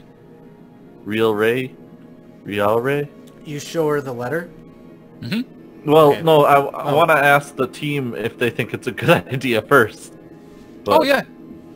should we ask her about this Riel Ray? And Oh, yeah, it'd be very interesting to know what she thinks of it. And as he's talking, he's sprinkling sand on his arm and looking at it. What did he just write on my arm? is it Elvish? I don't know, but I can read every language right now. Oh, Okay. It says if Verdaeth learns that he's treasonous, that you are to spend the rest of your days drifting, or attempting to make contact with every plane of existence, wandering until you do so. Huh. so I could totally help you with that if that ends up happening. That actually sounds kind of fun to me. I feel you thoroughly underestimate the number of planes and how badly they would interact with my corporeal form. Sure. Well, At least it doesn't say, like, no regrets.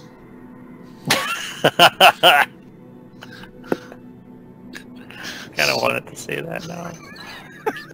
All right, so we talked to her about the letter. She says, "This is proof that you have chosen the wrong side. Look how it split families. We could all be one family under the Loth. And you could see in this letter the regret."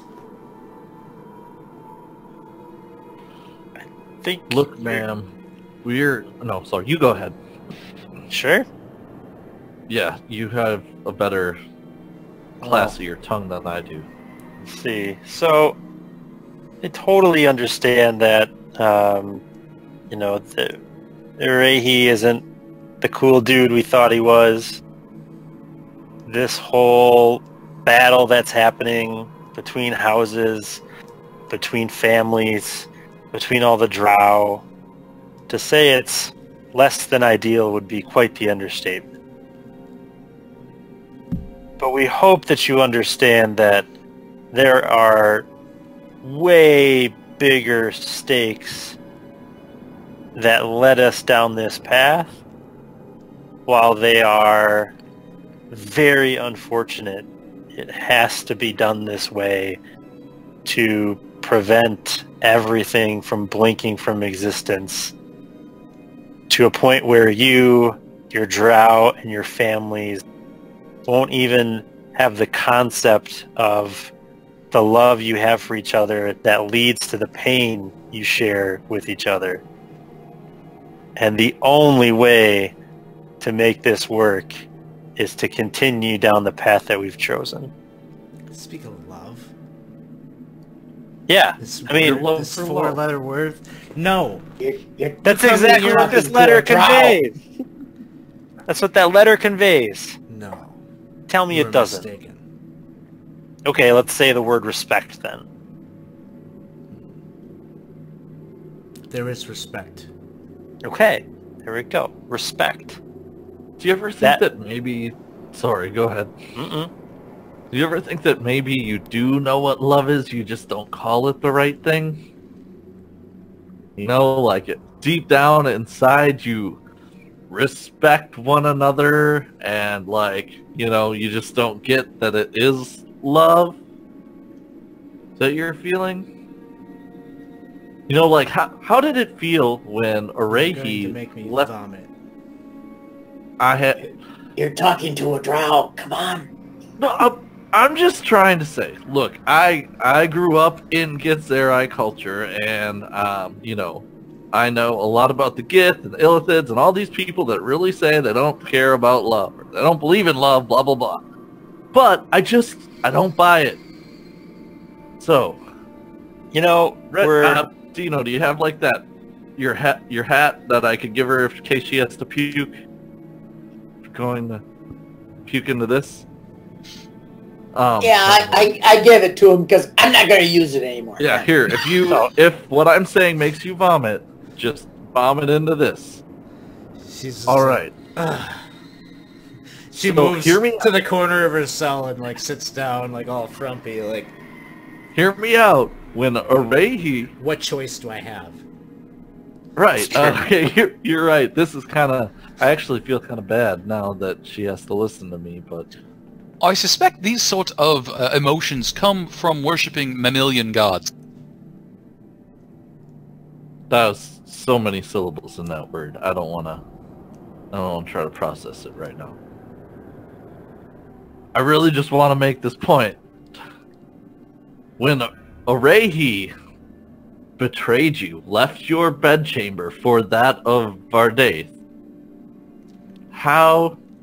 what did you feel? I felt disrespected. And were you angry? Yes. Were you ever a little sad? I feel much as I do in this moment right now.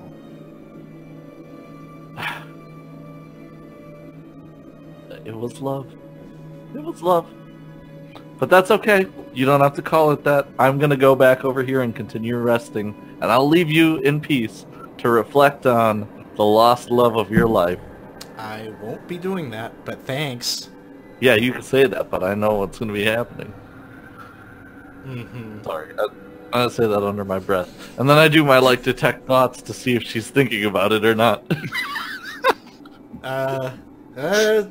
Could be love, could be respect. Would you like to delve deeper? No, I don't want to dive deeper. You know, we're clearly some foreigners here. And you got to take a little time to think things over. You got to read between the lines in case you need it when you're older. There's a mountain you must climb. Feels like the world upon your shoulders. You are just a wealth of metaphors, aren't you?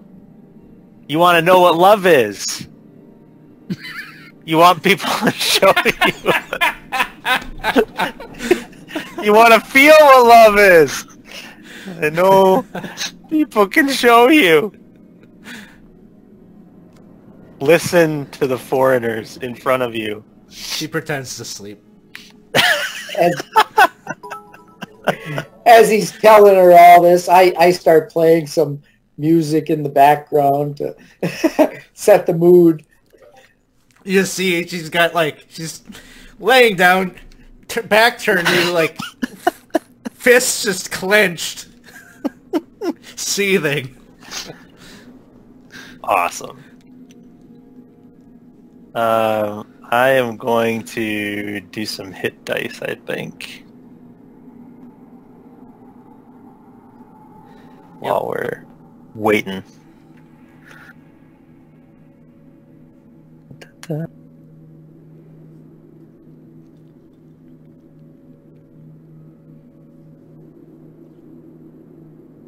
So while we're waiting, have we started questioning whether Orcus really exists or not anymore? How are we feeling about that?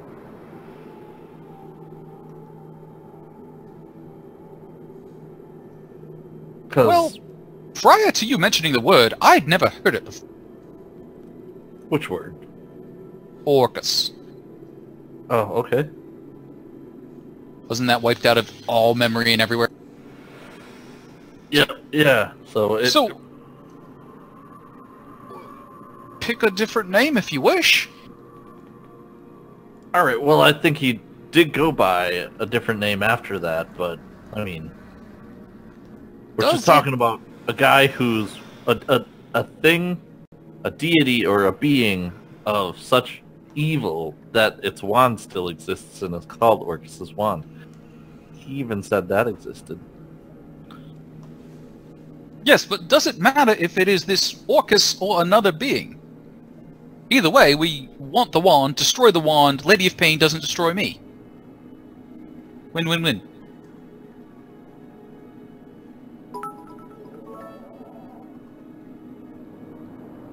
That sounds fair. We should always seek out the win-win-win scenarios. Yeah. Gotta help Better the than the... Yeah, the win-wins. Mediator's got to win too. We always win. I'm making money while you annoy a Drow priestess. An hour passes, and Arehi does not return. Uh-oh. Well, we're chill here, right?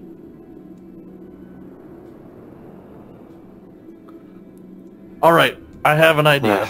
Let's head towards the battlefront, right? The direction that Arehi went off in.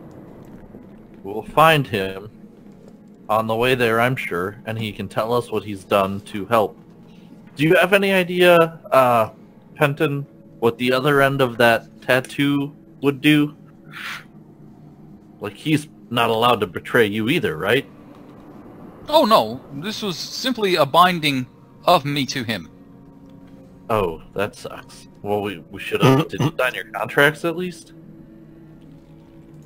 No. Okay, so he could betray us if he wanted, is what you're saying. He could, but there's really no contract that's going to work on a Drow. They're outside of the jurisdiction of our plane. If she were to witness the contract, but she was unwilling. Well, she did witness the other contract, kind of, even though, you know, she didn't sign anything, but she was witness to it. And no matter what she says, she feels love in her heart for Arehi. She wouldn't want him to betray us. But what she did witness was a one-way for Penton to Arehi, not necessarily...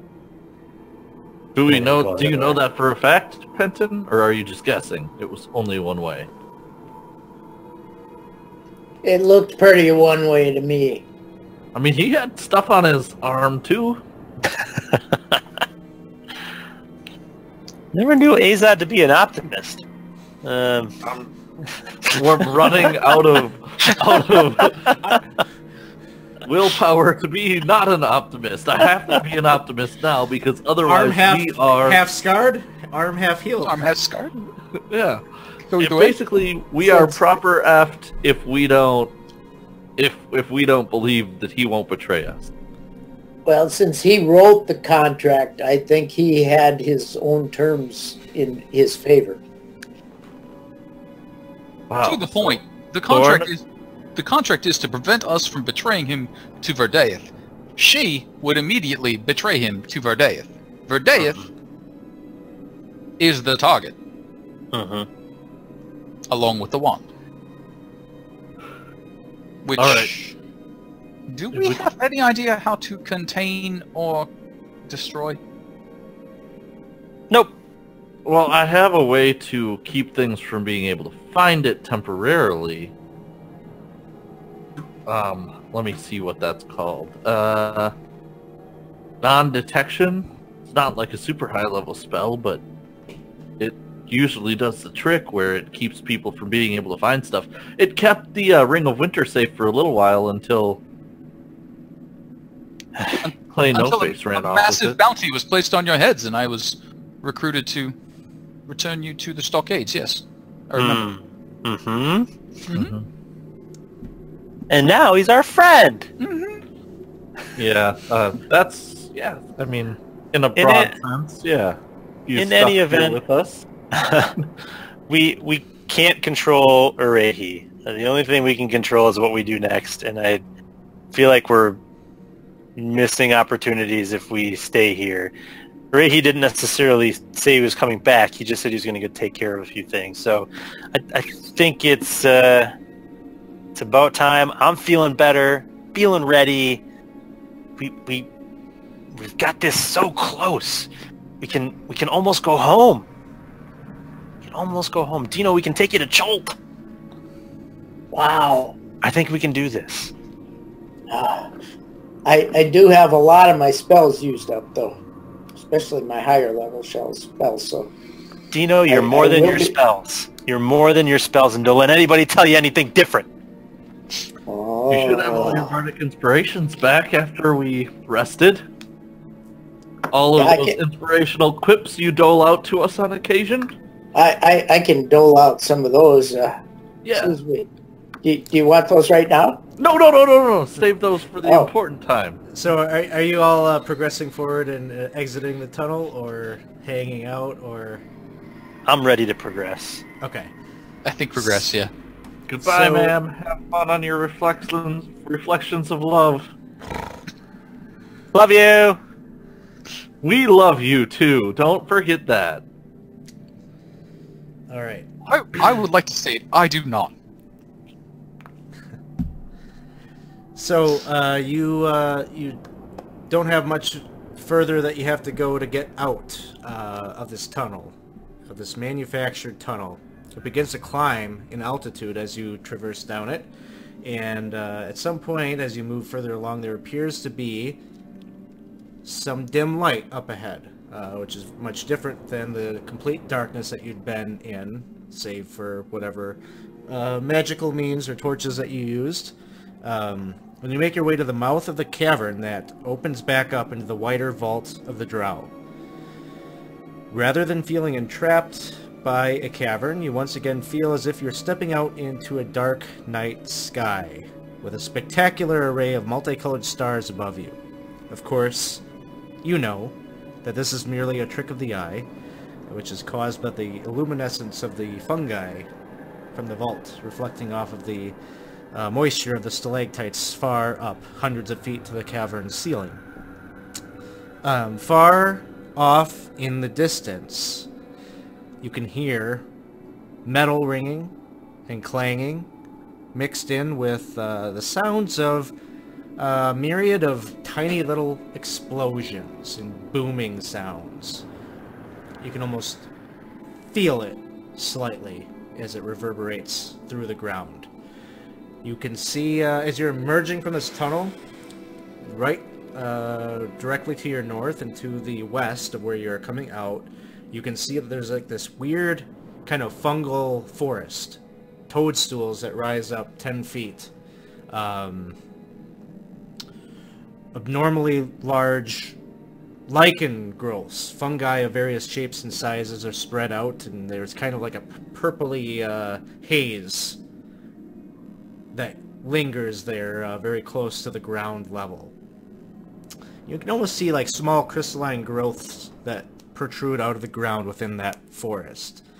There is a building just to your southeast that appears to be a barracks. 20-foot high walls. You get the sense, you can see the rooftops of 16 different buildings in there. There is no sign of movement or activity. Beyond this fungal forest to the northwest of you, you can see billowing black smoke some distance to the northwest. And that is what you see. The sounds are coming from the northwest. And there is a road that leads to that little barracks building that, yeah, you can see it on the map there.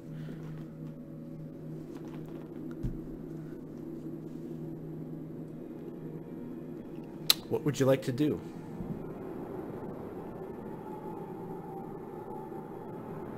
Well, Azad, what are you feeling with all of your survival stuff and tracking and being able to look at environments stands out to you? Well, so I don't know, I guess I would, it seems probably pretty obvious, Alex, but are there lots and lots of like tracks leading towards that barracks? From the barracks, along the road, the most recent prints would be coming from the barracks in almost like marching pattern kind of style. Very systematic, the footprints that you would gather from your survival check. Okay. I'm not going to make you roll because the DC is so low, and you're with your Underdark abilities, you're gonna make it. So yeah, you can tell very recent activity coming from the barracks, heading probably to where the Drow City is. Okay, so like that's north of us, right? A little bit? Yeah, Okay. You would remember from your time, you did at some point, when you came from the Temple, the Fane of Loath, you were up on a plateau that looked down on this city. Okay. And that is the city of Irilhe Sinlu, which you've heard mentioned a few times. The city, from what you gathered, you'd all be able to like kind of figure out that the city is not currently in the hands of the Tormtor Alliance. The houses that were aligned with Loth had control of the city.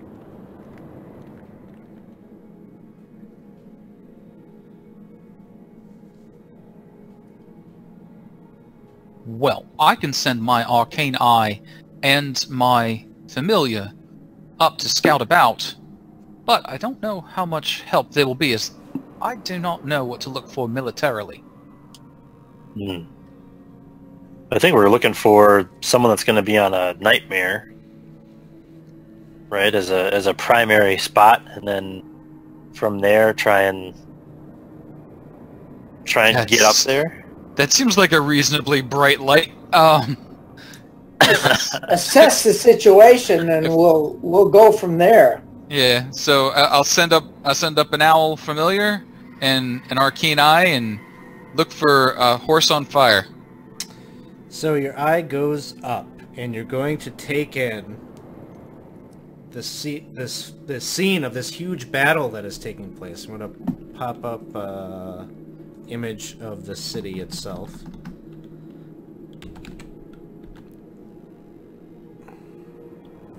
So your eye pops up over the forest, and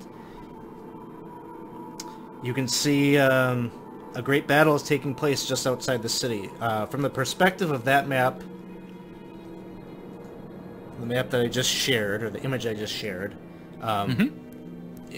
the battle is actually taking place on this side. Over here, this would be the plateau. So it's kind of like reverse imagery from your map. Okay. But the great battle is taking place outside the Great Gate, where the D20 is. And you can see that from within towers that mark the perimeter of that city wall, dark elven archers are firing volley after volley of arrows down onto advancing armies. There are still more warriors that are stationed along the ramparts of the wall that are defending in melee ghouls and other undead that are scrambling up World War Z style right up the wall. You probably count hundreds of them. Zombies, skeletons, ghouls, mixture of undead are rallying to create kind of these undead bridges to allow not just the undead, but even the physically living drow, bugbears, and troglodytes. It's kind of a menagerie of different types of creatures that make up this opposing army. They're running up these bodies. And you can see from the other side, the side that's aligned with Loth, that are trying to defend their city, impish fiends that flutter in the atmosphere above it all, that are firing down fireball spells and all sorts of magics in wizardly duels with drow that are in magical flight, who are attempting to weave and bob about to avoid the volleys of arrows that are coming at them, trying to maneuver themselves into strategic positions to drop their fireballs, you know, to hit the perfect number of creatures, you know how this works, right? The attacking force is made up of drow warriors, Githyanki blade slingers, and the hordes of undead. The bugbears and troglodytes that are represented among them, your eye is catching that once in a while, a bugbear or two, group of troglodytes seem to switch behavior like real quick and start attacking their side. You're trying to figure out how this works or why that's happening. Your arcane eye spots Illithid in some of the watchtowers that are waving their arms about like orchestra conductors and grabbing a hold of the minds of the lesser creatures out in the battlefield. And all of this is splashed with fireball, just blowing up above the grand battle taking place. So Penton, like, for the first second or two, is like, all right, let me describe what's happening. Never mind. And then he's just like, minor illusion, and you just see what he sees updated like every few seconds as he's scanning around, so you get to see what he sees. Nice. Yeah, so you're all kind of taking in this is a epic battle based on the body count that you can see and based on the amount of time that you know that you yourselves were behind this army. This has definitely been going on for about 2 hours or so. And there's no end in sight. There's enough undead soldiers on the attacking side that this is going to be a long, drawn-out slog. Your eye is taking it in. You're kind of trying to figure out where Verdeath is. And suddenly, from behind the walls of the city, there are like a half dozen winged demons, Vrox, bearing drow riders, are sailing and weaving and dodging volleys of arrows coming from the opposing side. And these seem to be like the crack shot. This is the A-team. They're avoiding all of this ongoing fire, and their location, where they're headed to, is very apparent to you. You can see that there is a hill where there's a female drow bearing a scepter made of obsidian that is adorned with a human skull. And she's standing on a nightmare. And she has with her, there's a male drow on the ground with 3 displacer beasts. So based on that, you're feeling pretty confident that Erehi was successful. He got at least 2 of those captains off that hill for you. Nice. But these Vrox, they're moving, and they're moving at alarming speed, and it looks like they're trying to get to her to take her out. And she waves the wand up, and a tremendous amount of debris and stalactites come crashing down and pierce the Vrox and the Drow. The whole cavern ceiling right over them, perfectly over them, comes crashing down and pierces them, plunging them to their deaths as they are buried by all of that.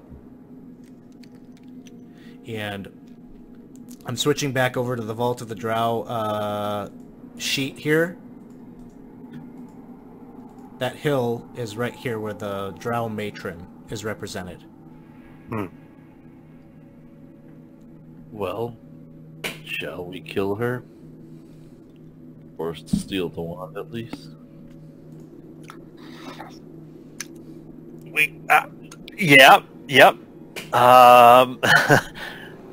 Hopefully we'll be better successful than those rocks. Well, we will. I think we're going to need to take the long way around, though. Yeah, we're not going to just, like, go flying at her, right? Like, we're going to move quietly and sneakily, and we're going to sneak up that hill, and we're going to kill her. That moment, Reggie's like, going to sheath his sword back. Yeah! Yes. And also, yes, leave that in there until... Sneaky. Yeah! The element of surprise this time, so don't take the sword out. What I was thinking the whole time. Yeah. Yeah. Alright, so you ready? Would you like invisibility on that yourself? You know, I've never been asked that before. Sure! What if you made him invisible, and then I cast Pass Without Trace again, and we sneak up there? Sure. That sounds Fenton? effective. I don't see like real passion for this plan. Oh, I mean, I could stay back here. I don't think there is a real safe plan, but... I could stay way back here and maintain concentration, and that'd be fine. But then you wouldn't be able to hurl other damage-dealing things at them. Well, we're The up rocks. there, and help save us. I've always wanted to be a bard. I could hurl insults from a distance. Ooh. Distance. You'd be good. So... Hey, maybe that's what I should do. There you go. You'd be good too, Dino. I know a lot of insults. I've had everything told to me over the years. Yeah, they were very insulting. You learn by experience. Yeah, You know the best ones. Oh yeah, I've heard them all. All right, so what's the plan? Well, Azad, what's the plan? I mean, the plan, if Penton's still down with it, is Penton's gonna turn you invisible. Uh-huh. Then I'm going to cast Pass Without Trace, and we're going to start working our way quietly up that hill. Well, invisibility will only last a few moments. No, sorry. I have both. Never mind. It lasts an hour. An hour? Oh, shoot. An hour. Dinner.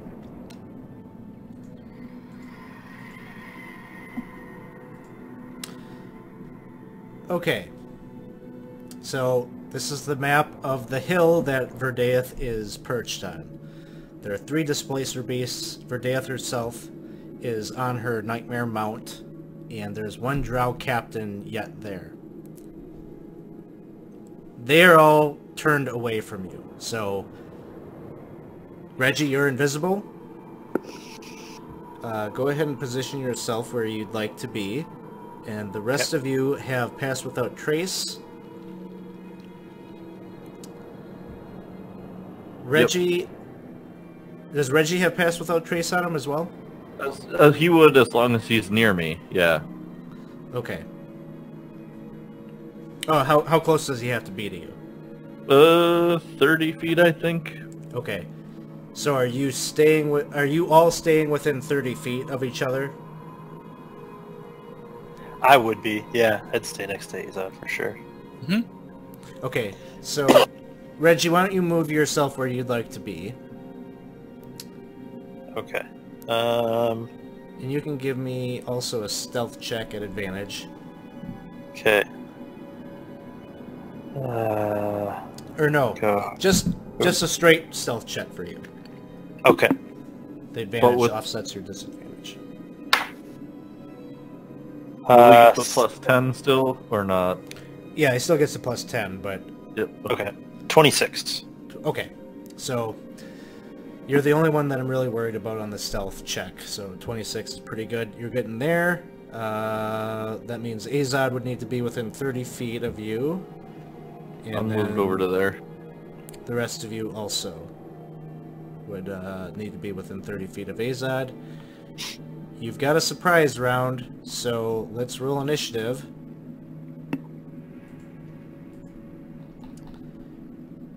And a bunch of them are at the top of the order, but they don't know what's going on. They're observing. They are in a position where they are just trying to survey the battlefield and maybe make some Hail Mary calls as they see situations on the battlefield evolve and change. Of course, we got Dino. It's your turn. Right up top. What would you like to do? Oh, let me see now. What is, there's a Drow House Captain. This place would be...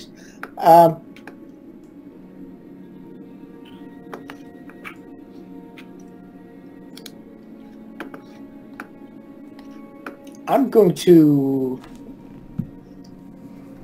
cast, see now, it was, I gotta see what's the range on Shatter? 50 feet. Okay, I'm going to cast Shatter on where the nightmare is on her. Okay. So you're going to get the nightmare on her? Yeah. Constitution saving throw? The Yeah. nightmare gets a 13. And... It's a con DC 19, yeah. Okay, so the nightmare fails. Matron Mother, she fails as well. Roll your damage.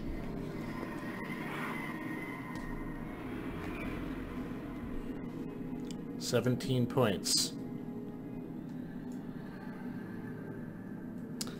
Anything else from Dino? I think I'll give a bardic inspiration to Reggie. All right. It's a Azad, D12. Yeah, it's a D12. Azad, it is your turn. Alright, I am going to cast Swift Quiver. Ta-da! And then I'm going to shoot pretty much one of everything.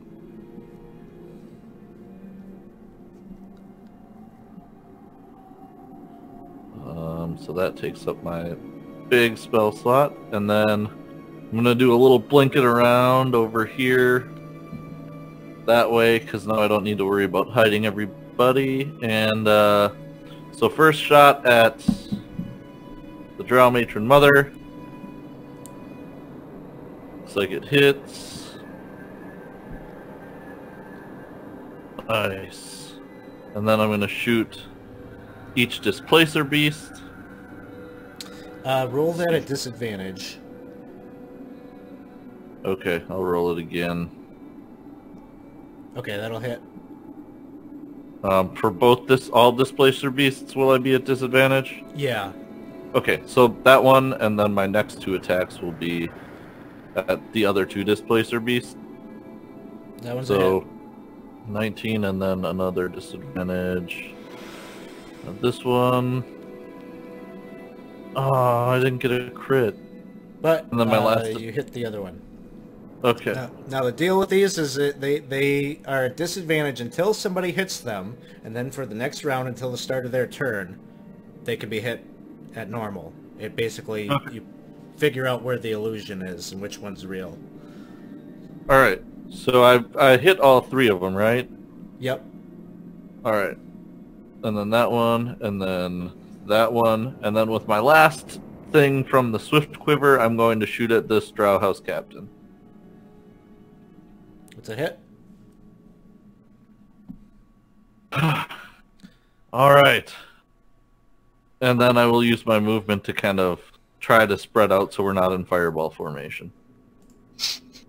Reggie. Oops, actually, I think I can go. All right.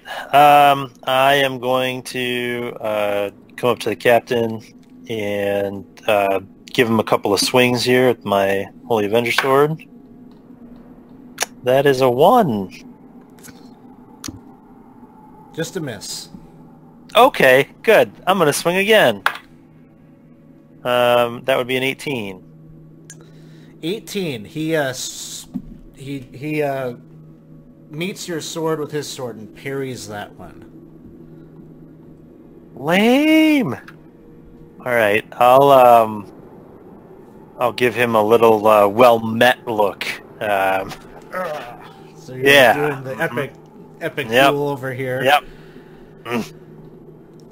Penton, it is your turn. Penton's going to scamper down to right about here, right there, and then he's going to use his contingency spell by saying Sunshine and Buttercups, and that will trigger a sunbeam in his hand that he then lances out at those people. All right. Sunbeam makes bright light. They don't like bright light. It'll be fine. And then damage.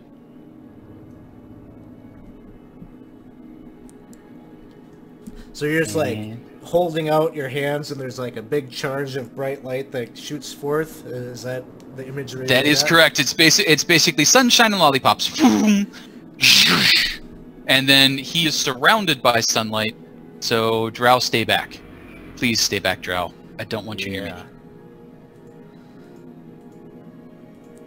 Alright, so we're at the top of the order. They're no longer surprised. The Drow House Captain is going to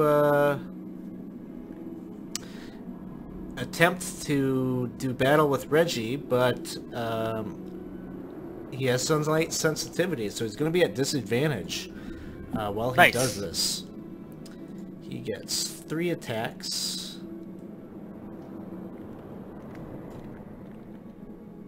First attack is a miss. Second attack is a 13, which is a miss. And last one is a 10. So he's not doing all that great. It is the Nightmare's turn. The Nightmare moves its rider 90 feet up into the air.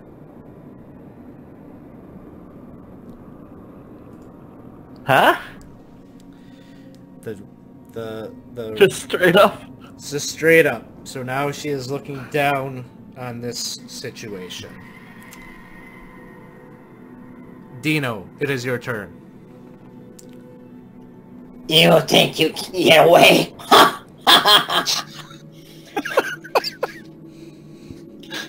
I cast Bigsby's hand, and it flies up there at her and full force at her. Okay. So attack roll. That's what you're doing, is the attack roll option? Sure. Yeah. Nice hit. That'll hit.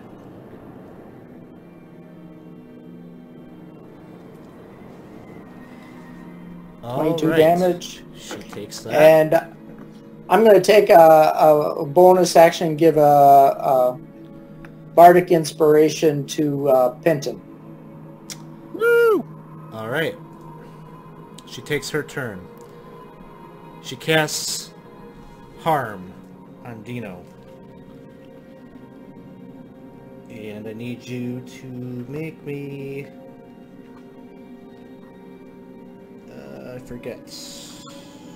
Harm is a Constitution saving throw. How close does she get to do that?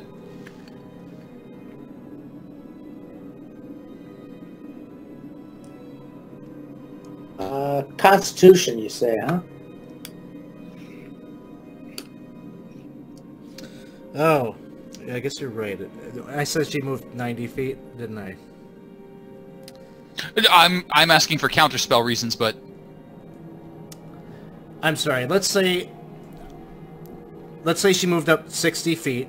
That's where she would need to be to cast a spell. That puts her in counterspell range for you?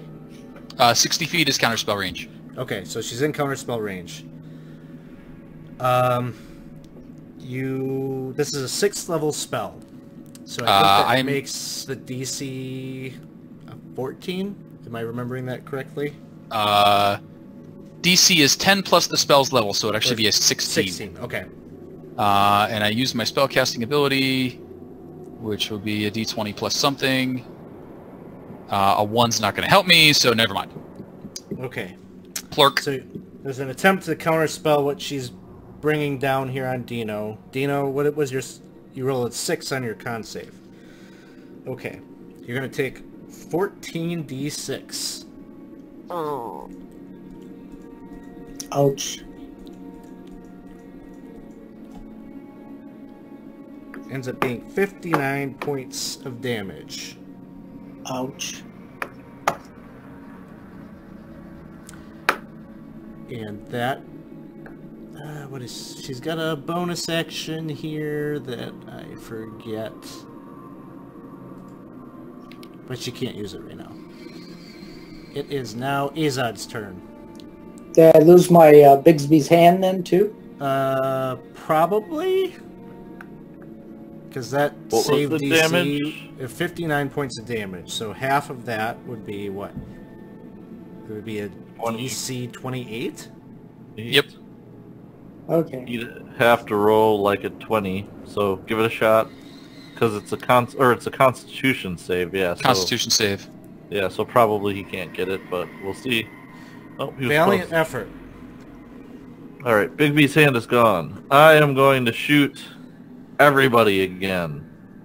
Since I have my... I'm going to use my bonus action to use my, like, those, you know... Shoot everybody except the Nightmare, I think. So I'll just drop everything quick. And am I still at disadvantage again against the Displacer Beasts then? Yes, because technically they did take a turn. They were just surprised. So okay, yep. So I'll just drop one on everyone, and we'll resolve that that's a hit. after whether I. Okay. This one. So they're all hits. then- So you've got them all pinned down now for the next Okay, round. At and least. one for her. All right. So here comes the damage. One for this guy. One for this guy. One for this gal. Ooh. One for this guy. And one for this one. Alright, and then I'm doing some blinking back and forth and kind of just moving a little bit off to this side. There. Alright. At the end of your turn, she casts a guiding bolt at Reggie. Boo. And that's going to be... This is a legendary action, just in case anyone's like, why is she casting spells?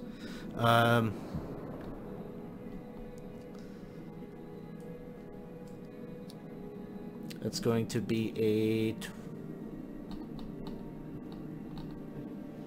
20...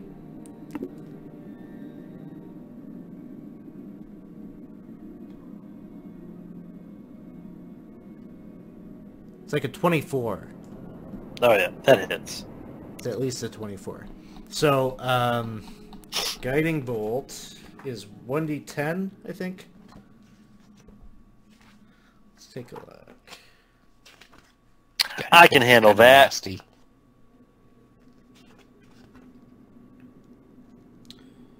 Oh, no. It's 46 radiant damage. Okay.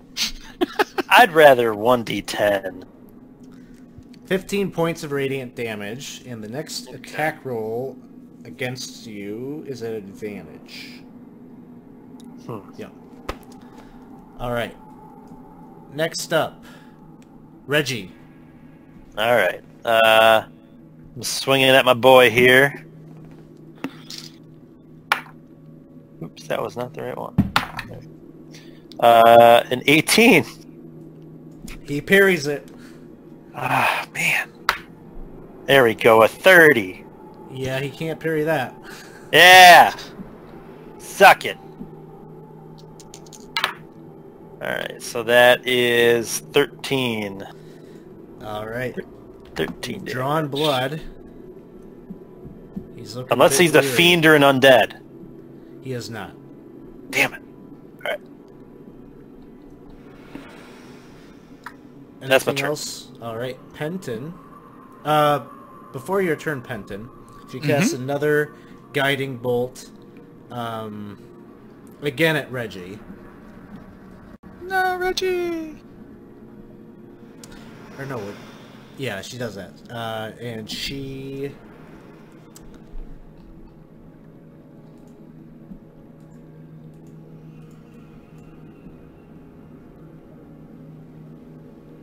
I'd rather she didn't. A 20? Yep. Okay. Yeah, my AC is 19. 12 points of damage. Okay. That is Penton's turn. You know, if we can take out the horse, she might fall. And then he aims the sunbolt up at her and the horse. Was that Khan? Hang on, I'll get it. Okay. It's that, and then hit this, and then hit this other thing. And I cast it. And I do damage.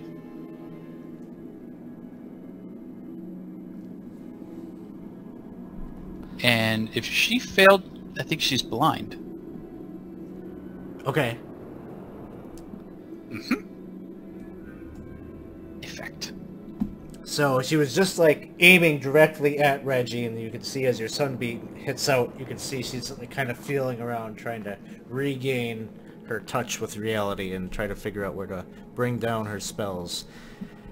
The Displacer Beast right here moves up next to its master, and first attack is made with advantage. Great. 20 to hit. Mm-hmm. That's going to be 15 points of damage. And it makes a second attack. This one is just regular, but it's a crit. Ooh. 19 points of damage. Alright. Second Displacer Beast here. Goes 5, 10, 15, 20, 25, 30, gets to there,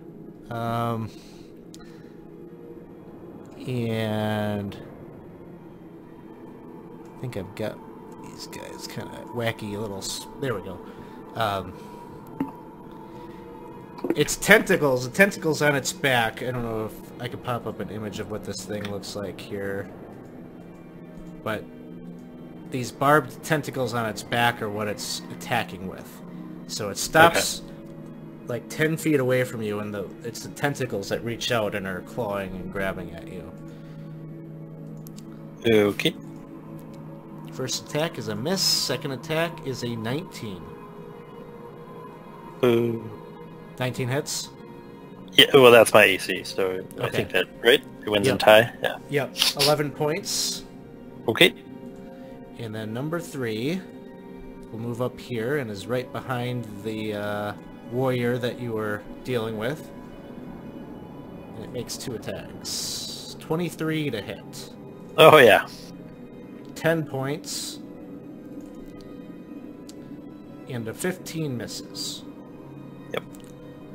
Drow Captain 1 is he still within the sunlight? Oh, yeah. Should be. He's within 30 feet. Okay. Yep. Oh, yeah. So he's attacking at disadvantage.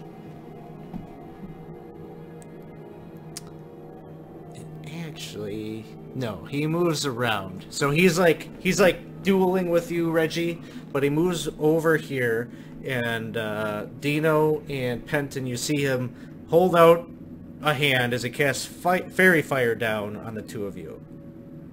Dexterity saving throws. I think I will burn my advantage on this one. Okay. So I would really like not to be lit up.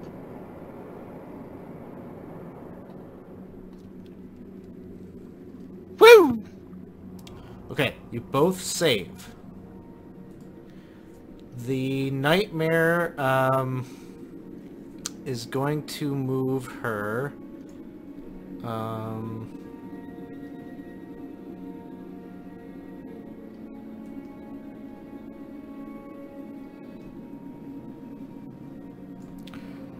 She's going to drop down like 20 feet in the air, right above where Dino and Penton are. Dino, it is your turn.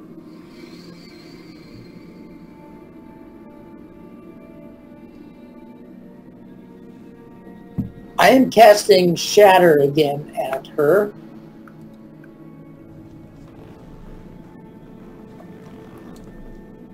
Con save of 19.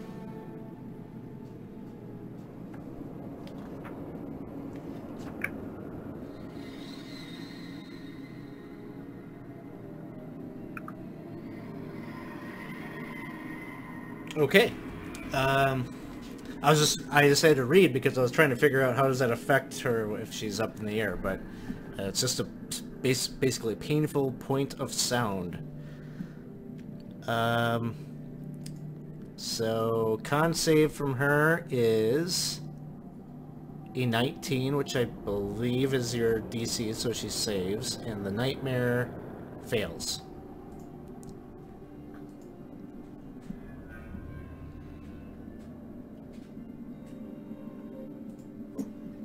So damage is 17. I guess, will she get half then of that? Or? Yep. Yeah.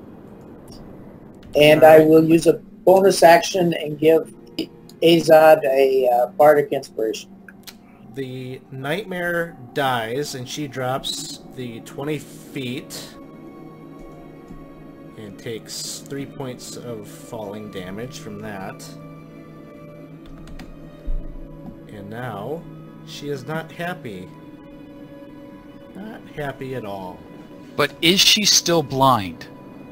I think, how long does it last? I imagine Until the she's still start of blind. my next turn. Until the start of your next turn, so she's still blind. She's going to cast...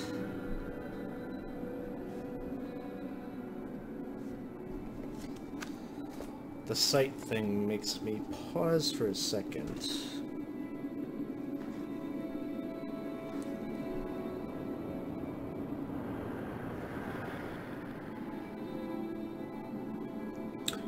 With a bonus action, a spiritual weapon of a scimitar pops up right next to you, Dino.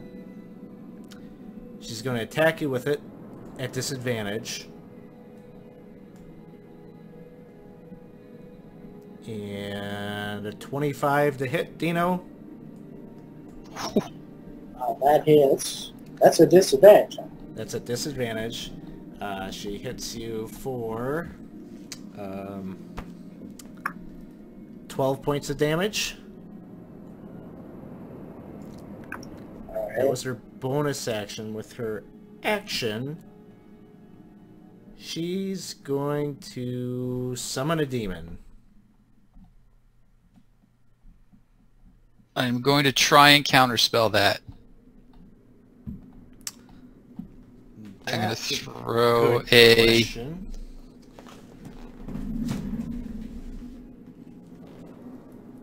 We'll throw a 3rd level counterspell at it.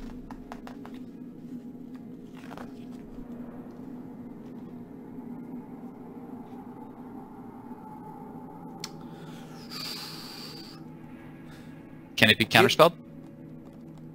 I'm gonna consider it. It's not a spell, it's an ability.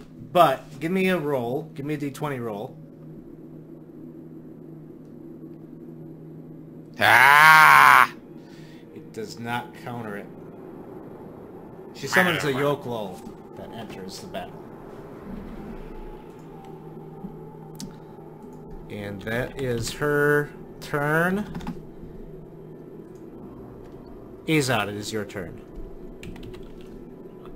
Okay, so I am going to... Oh.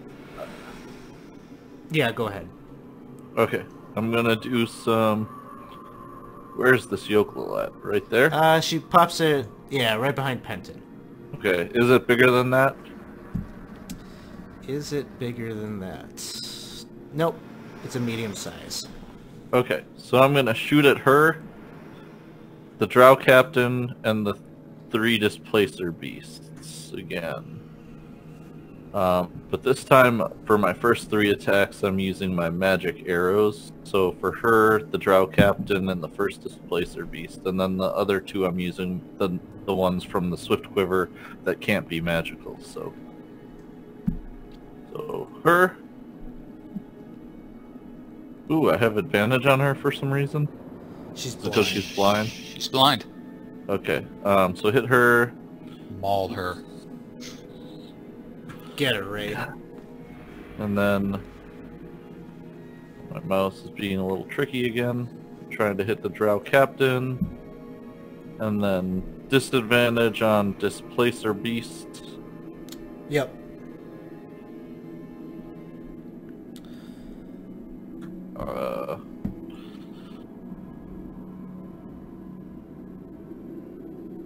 Number 1.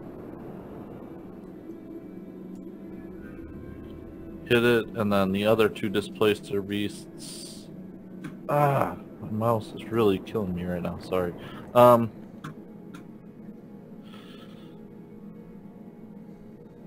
just cannot get this dice to hover over it.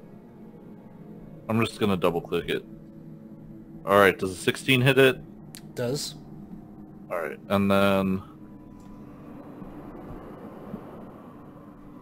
another big one. Hit. So here comes the damage. The first 3 were magical arrows. So she takes that.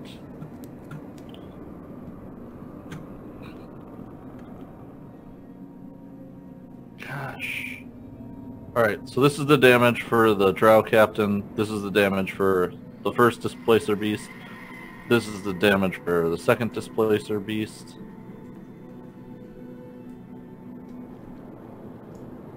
And then this is the damage for the last Displacer Beast.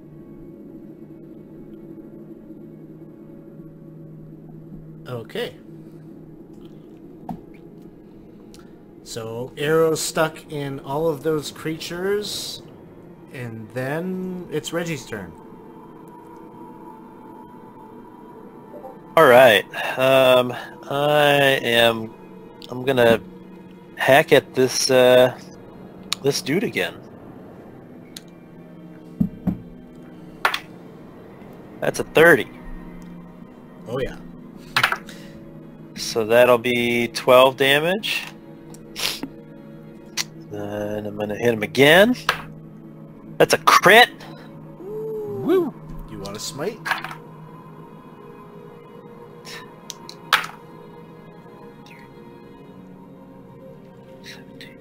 17. Do I want to what? Do you want to smite or throw a smite in the mix? Because then your smite, you know, becomes double damage also. Help me understand. As a paladin, you have divine smite. Oh. Sure. Yeah. Which I believe is you expend a spell slot and add d8s of divine. Oh, okay. Radiant damage. Mm-hmm. Gotcha. Yes, And yes, it yes. doubles those dice. And so if you So did it would it with the crit, yeah, you'll double the dice. Yeah, so I think that would end up as 4 extra 4d8 of radiant damage. Based on... Okay. Then yes, I do want to do that. Thank you.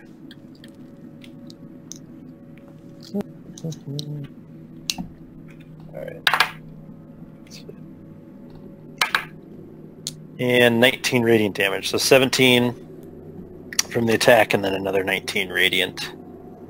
36 total? Yes.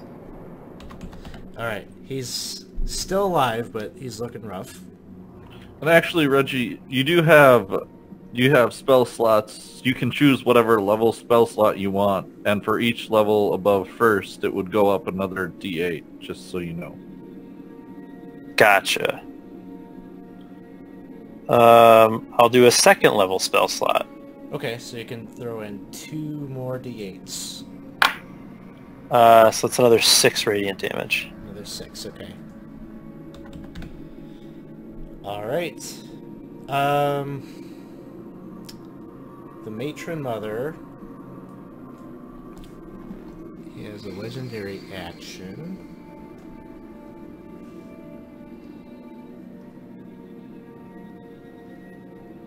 She's going to use Compel Demon. An allied demon within 30 feet of her uses its reaction to make an attack against a creature of its choice. So the yokel is going to make an attack against Penton.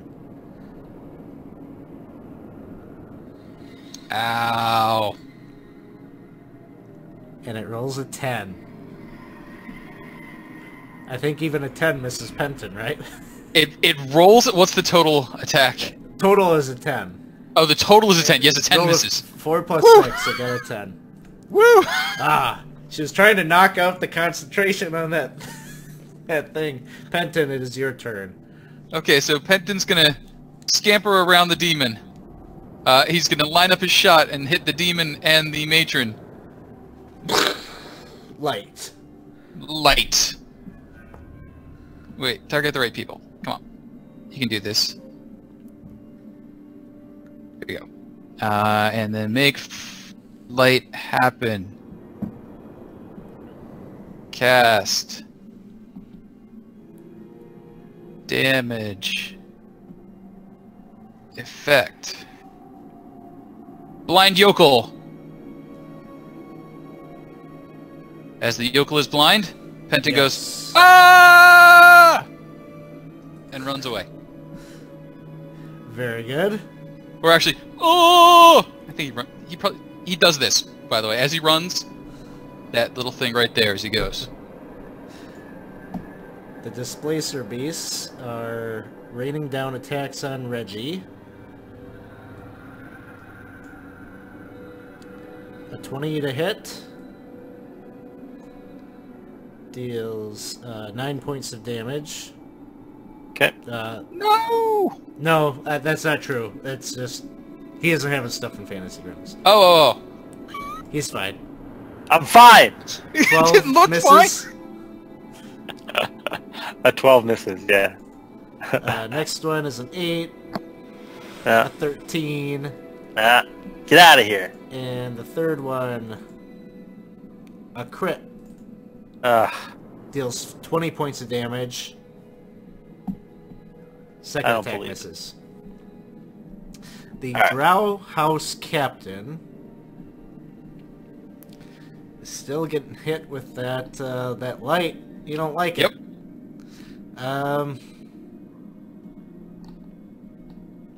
But there's There's not much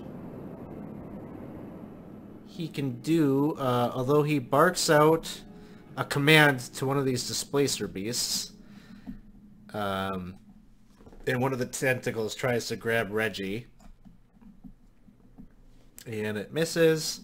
He himself at disadvantage. He's making his scimitar attacks with Reggie. They're still embroiled in this duel. A 19? Yep. 22 points of damage. Eesh. 12 misses, and...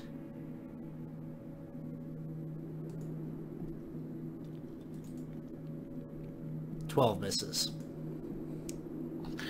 Whew.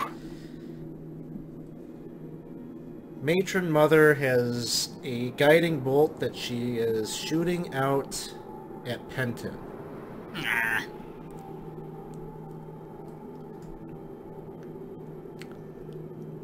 Does a 14 hit? 14 misses. So she's still trying to deal with the sunlight. Ah. And Let's actually, hear I think from this Age roll Armor. would be that would be at disadvantage anyway. But she rolled a 2 on the first one. So. Shoot, actually just out of sunlight range. Oh, is she? Okay. All right, Dino, Yep. is your turn. Dino fires a fireball at 4th level on the 3 displacer beasts. Okay. So that would be Dex saving throws for them. A 9, a 16, and a 5. Although they have an ability that even when they fail, they take half the damage on a dex saving throw thing. So 25, they'll take, all of them will take 12 points.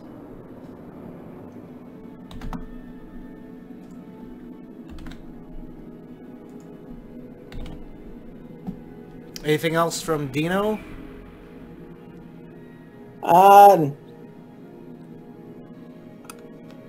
think that's all for now then.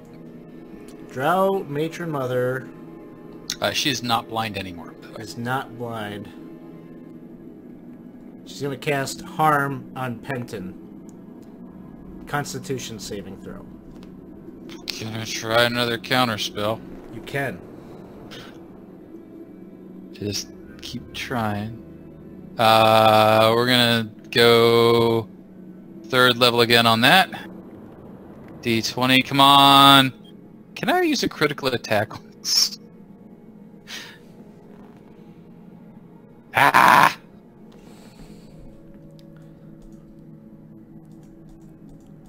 I am not good at counter spells. 50 points of damage. Yikes. Is there a saving throw on that?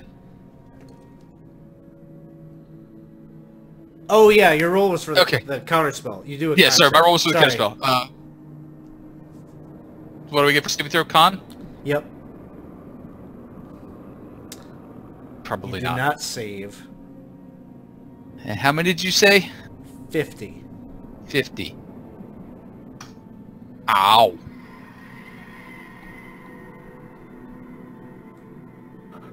And then a concentrations check. I don't think I can save Doesn't matter? this. Doesn't matter. Doesn't Gone. matter. Okay. Poof. It becomes the yokel's turn, and it wiggles its way down to you, Penton. Hey, you're blind. How can you find me? Maybe I should stop talking. Oh yeah, it would be blind. I'm gonna roll a d8 and see. It's gonna wander in a random direction. It moves this way, and it's just like its little tentacles just feel out. No luck. At the end of its turn, the Drow Matron Mother at 2nd level is casting a guiding bolt at Penton. Ow. And it's going to be a 29 to hit. That'll do. 14 points of radiant damage. Yup. Azad. Okay, so this first shot is gonna go at, oh my goodness, Matron Mother. My mouse is acting up again, so I'm gonna need you to just, so here's the first attack. It should be coming in shortly. No?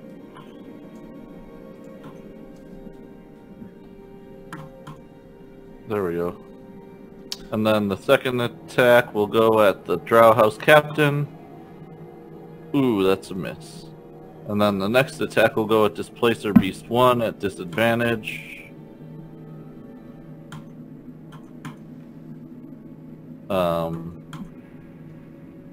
The second one is the disadvantage, so That'll hit. 28. The other one goes at Displacer Beast 2. And then the last one at Displacer Beast 3. Oops. It's not registering. There we go. Alright. So then this is the damage for the Drow Matron Mother.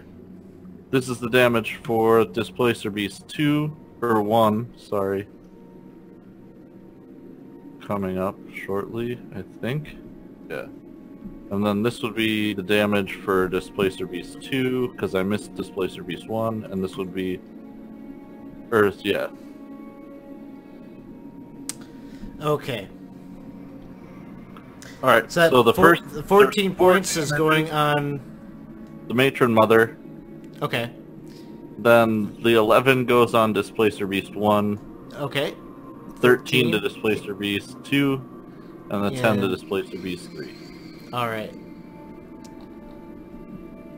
Reggie, it is your turn. Alright, hacking at my boy. That's a 20. That'll hit. For... Cool. For 14. And 25. 12.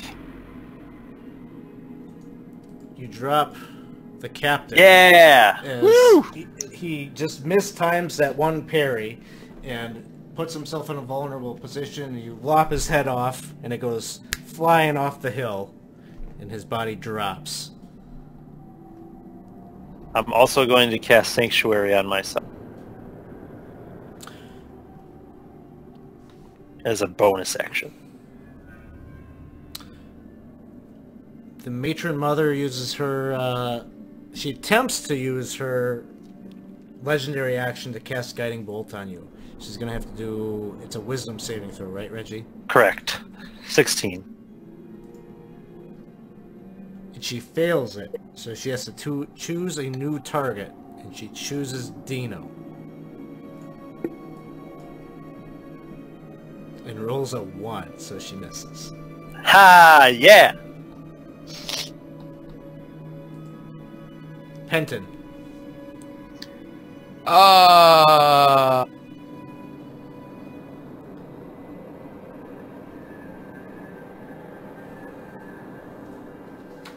We're gonna go with animate objects. We're gonna scamper over this way.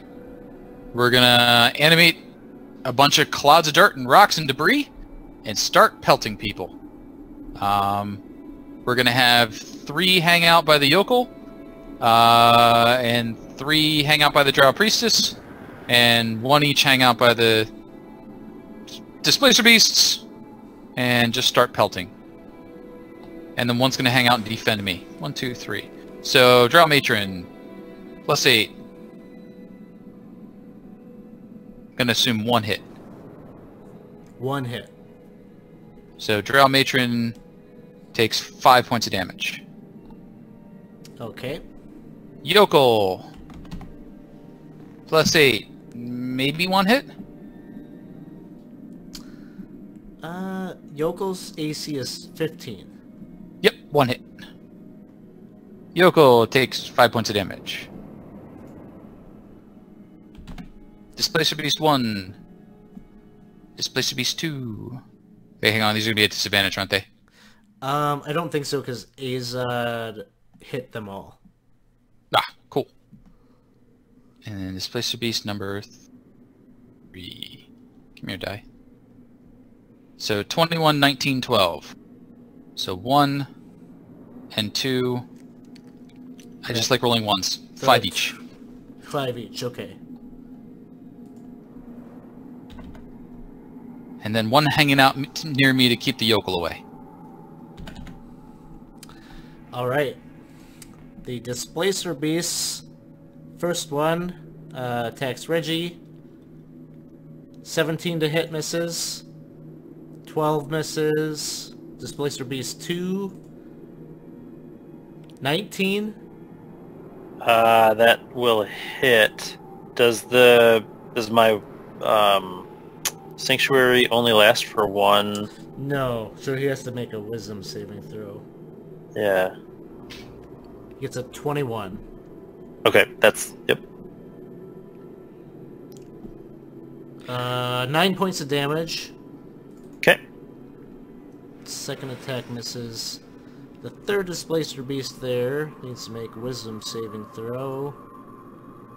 And fails. So he's got no other target, so he just sits there. He can chew on an animated object if he wants. Yeah, he's like a cat, just batting at those floating objects. I like it. Alright, folks, we are way past when I would have liked to have ended our session here. So we're at the bottom of the order. We're gonna hit pause on this battle. I'm not sure how one-sided it really looks, actually. I think you're all looking pretty beat up. Yep. I think it's a bit of a toss-up here. Luckily, we've got this... The conclusion of this battle won't be that far off. It won't be our usual 2 weeks in between, in the middle of combat kind of cliffhanger. But here the party is, and they're doing battle with Verdaeth. They got some assistance from Arehi, who they thought maybe was going to be their target that they were going after, but it ended up being that he had ulterior motives of his own, and you worked with him, and he, believe it or not, this battle would have been a lot harder if you hadn't made a deal with him. And so, there it is. She's got the wand, though. The Wand of Orcus is in her hand. It's not just keep the memory of it out of Azarak's clutches anymore. Now it's physically available and people have seen it. So that's a different hurdle that you'll have to come to at the conclusion of this battle, no matter which way it goes. Thanks everybody for watching. The next time we are live will be tomorrow night, Thursday. Ghosts of Saltmarsh is happening at 7:30. Brand new party, brand new campaign, brand new characters. Looking forward to seeing what Paul puts together for that. Friday, starting at 9 a.m., I'll be playing 12 hours of Baldur's Gate 2. Something a little different for the channel, but I'm gonna hang on to the commitment I made for our Jasper's Game Day activities and all the money that you all raised for that. And then Saturday we resume the conclusion. Hell or high water, this campaign is concluding on Saturday. So you can come and check that out here on the channel Saturday morning, 10 a.m. All right, thanks everybody. We'll see you soon.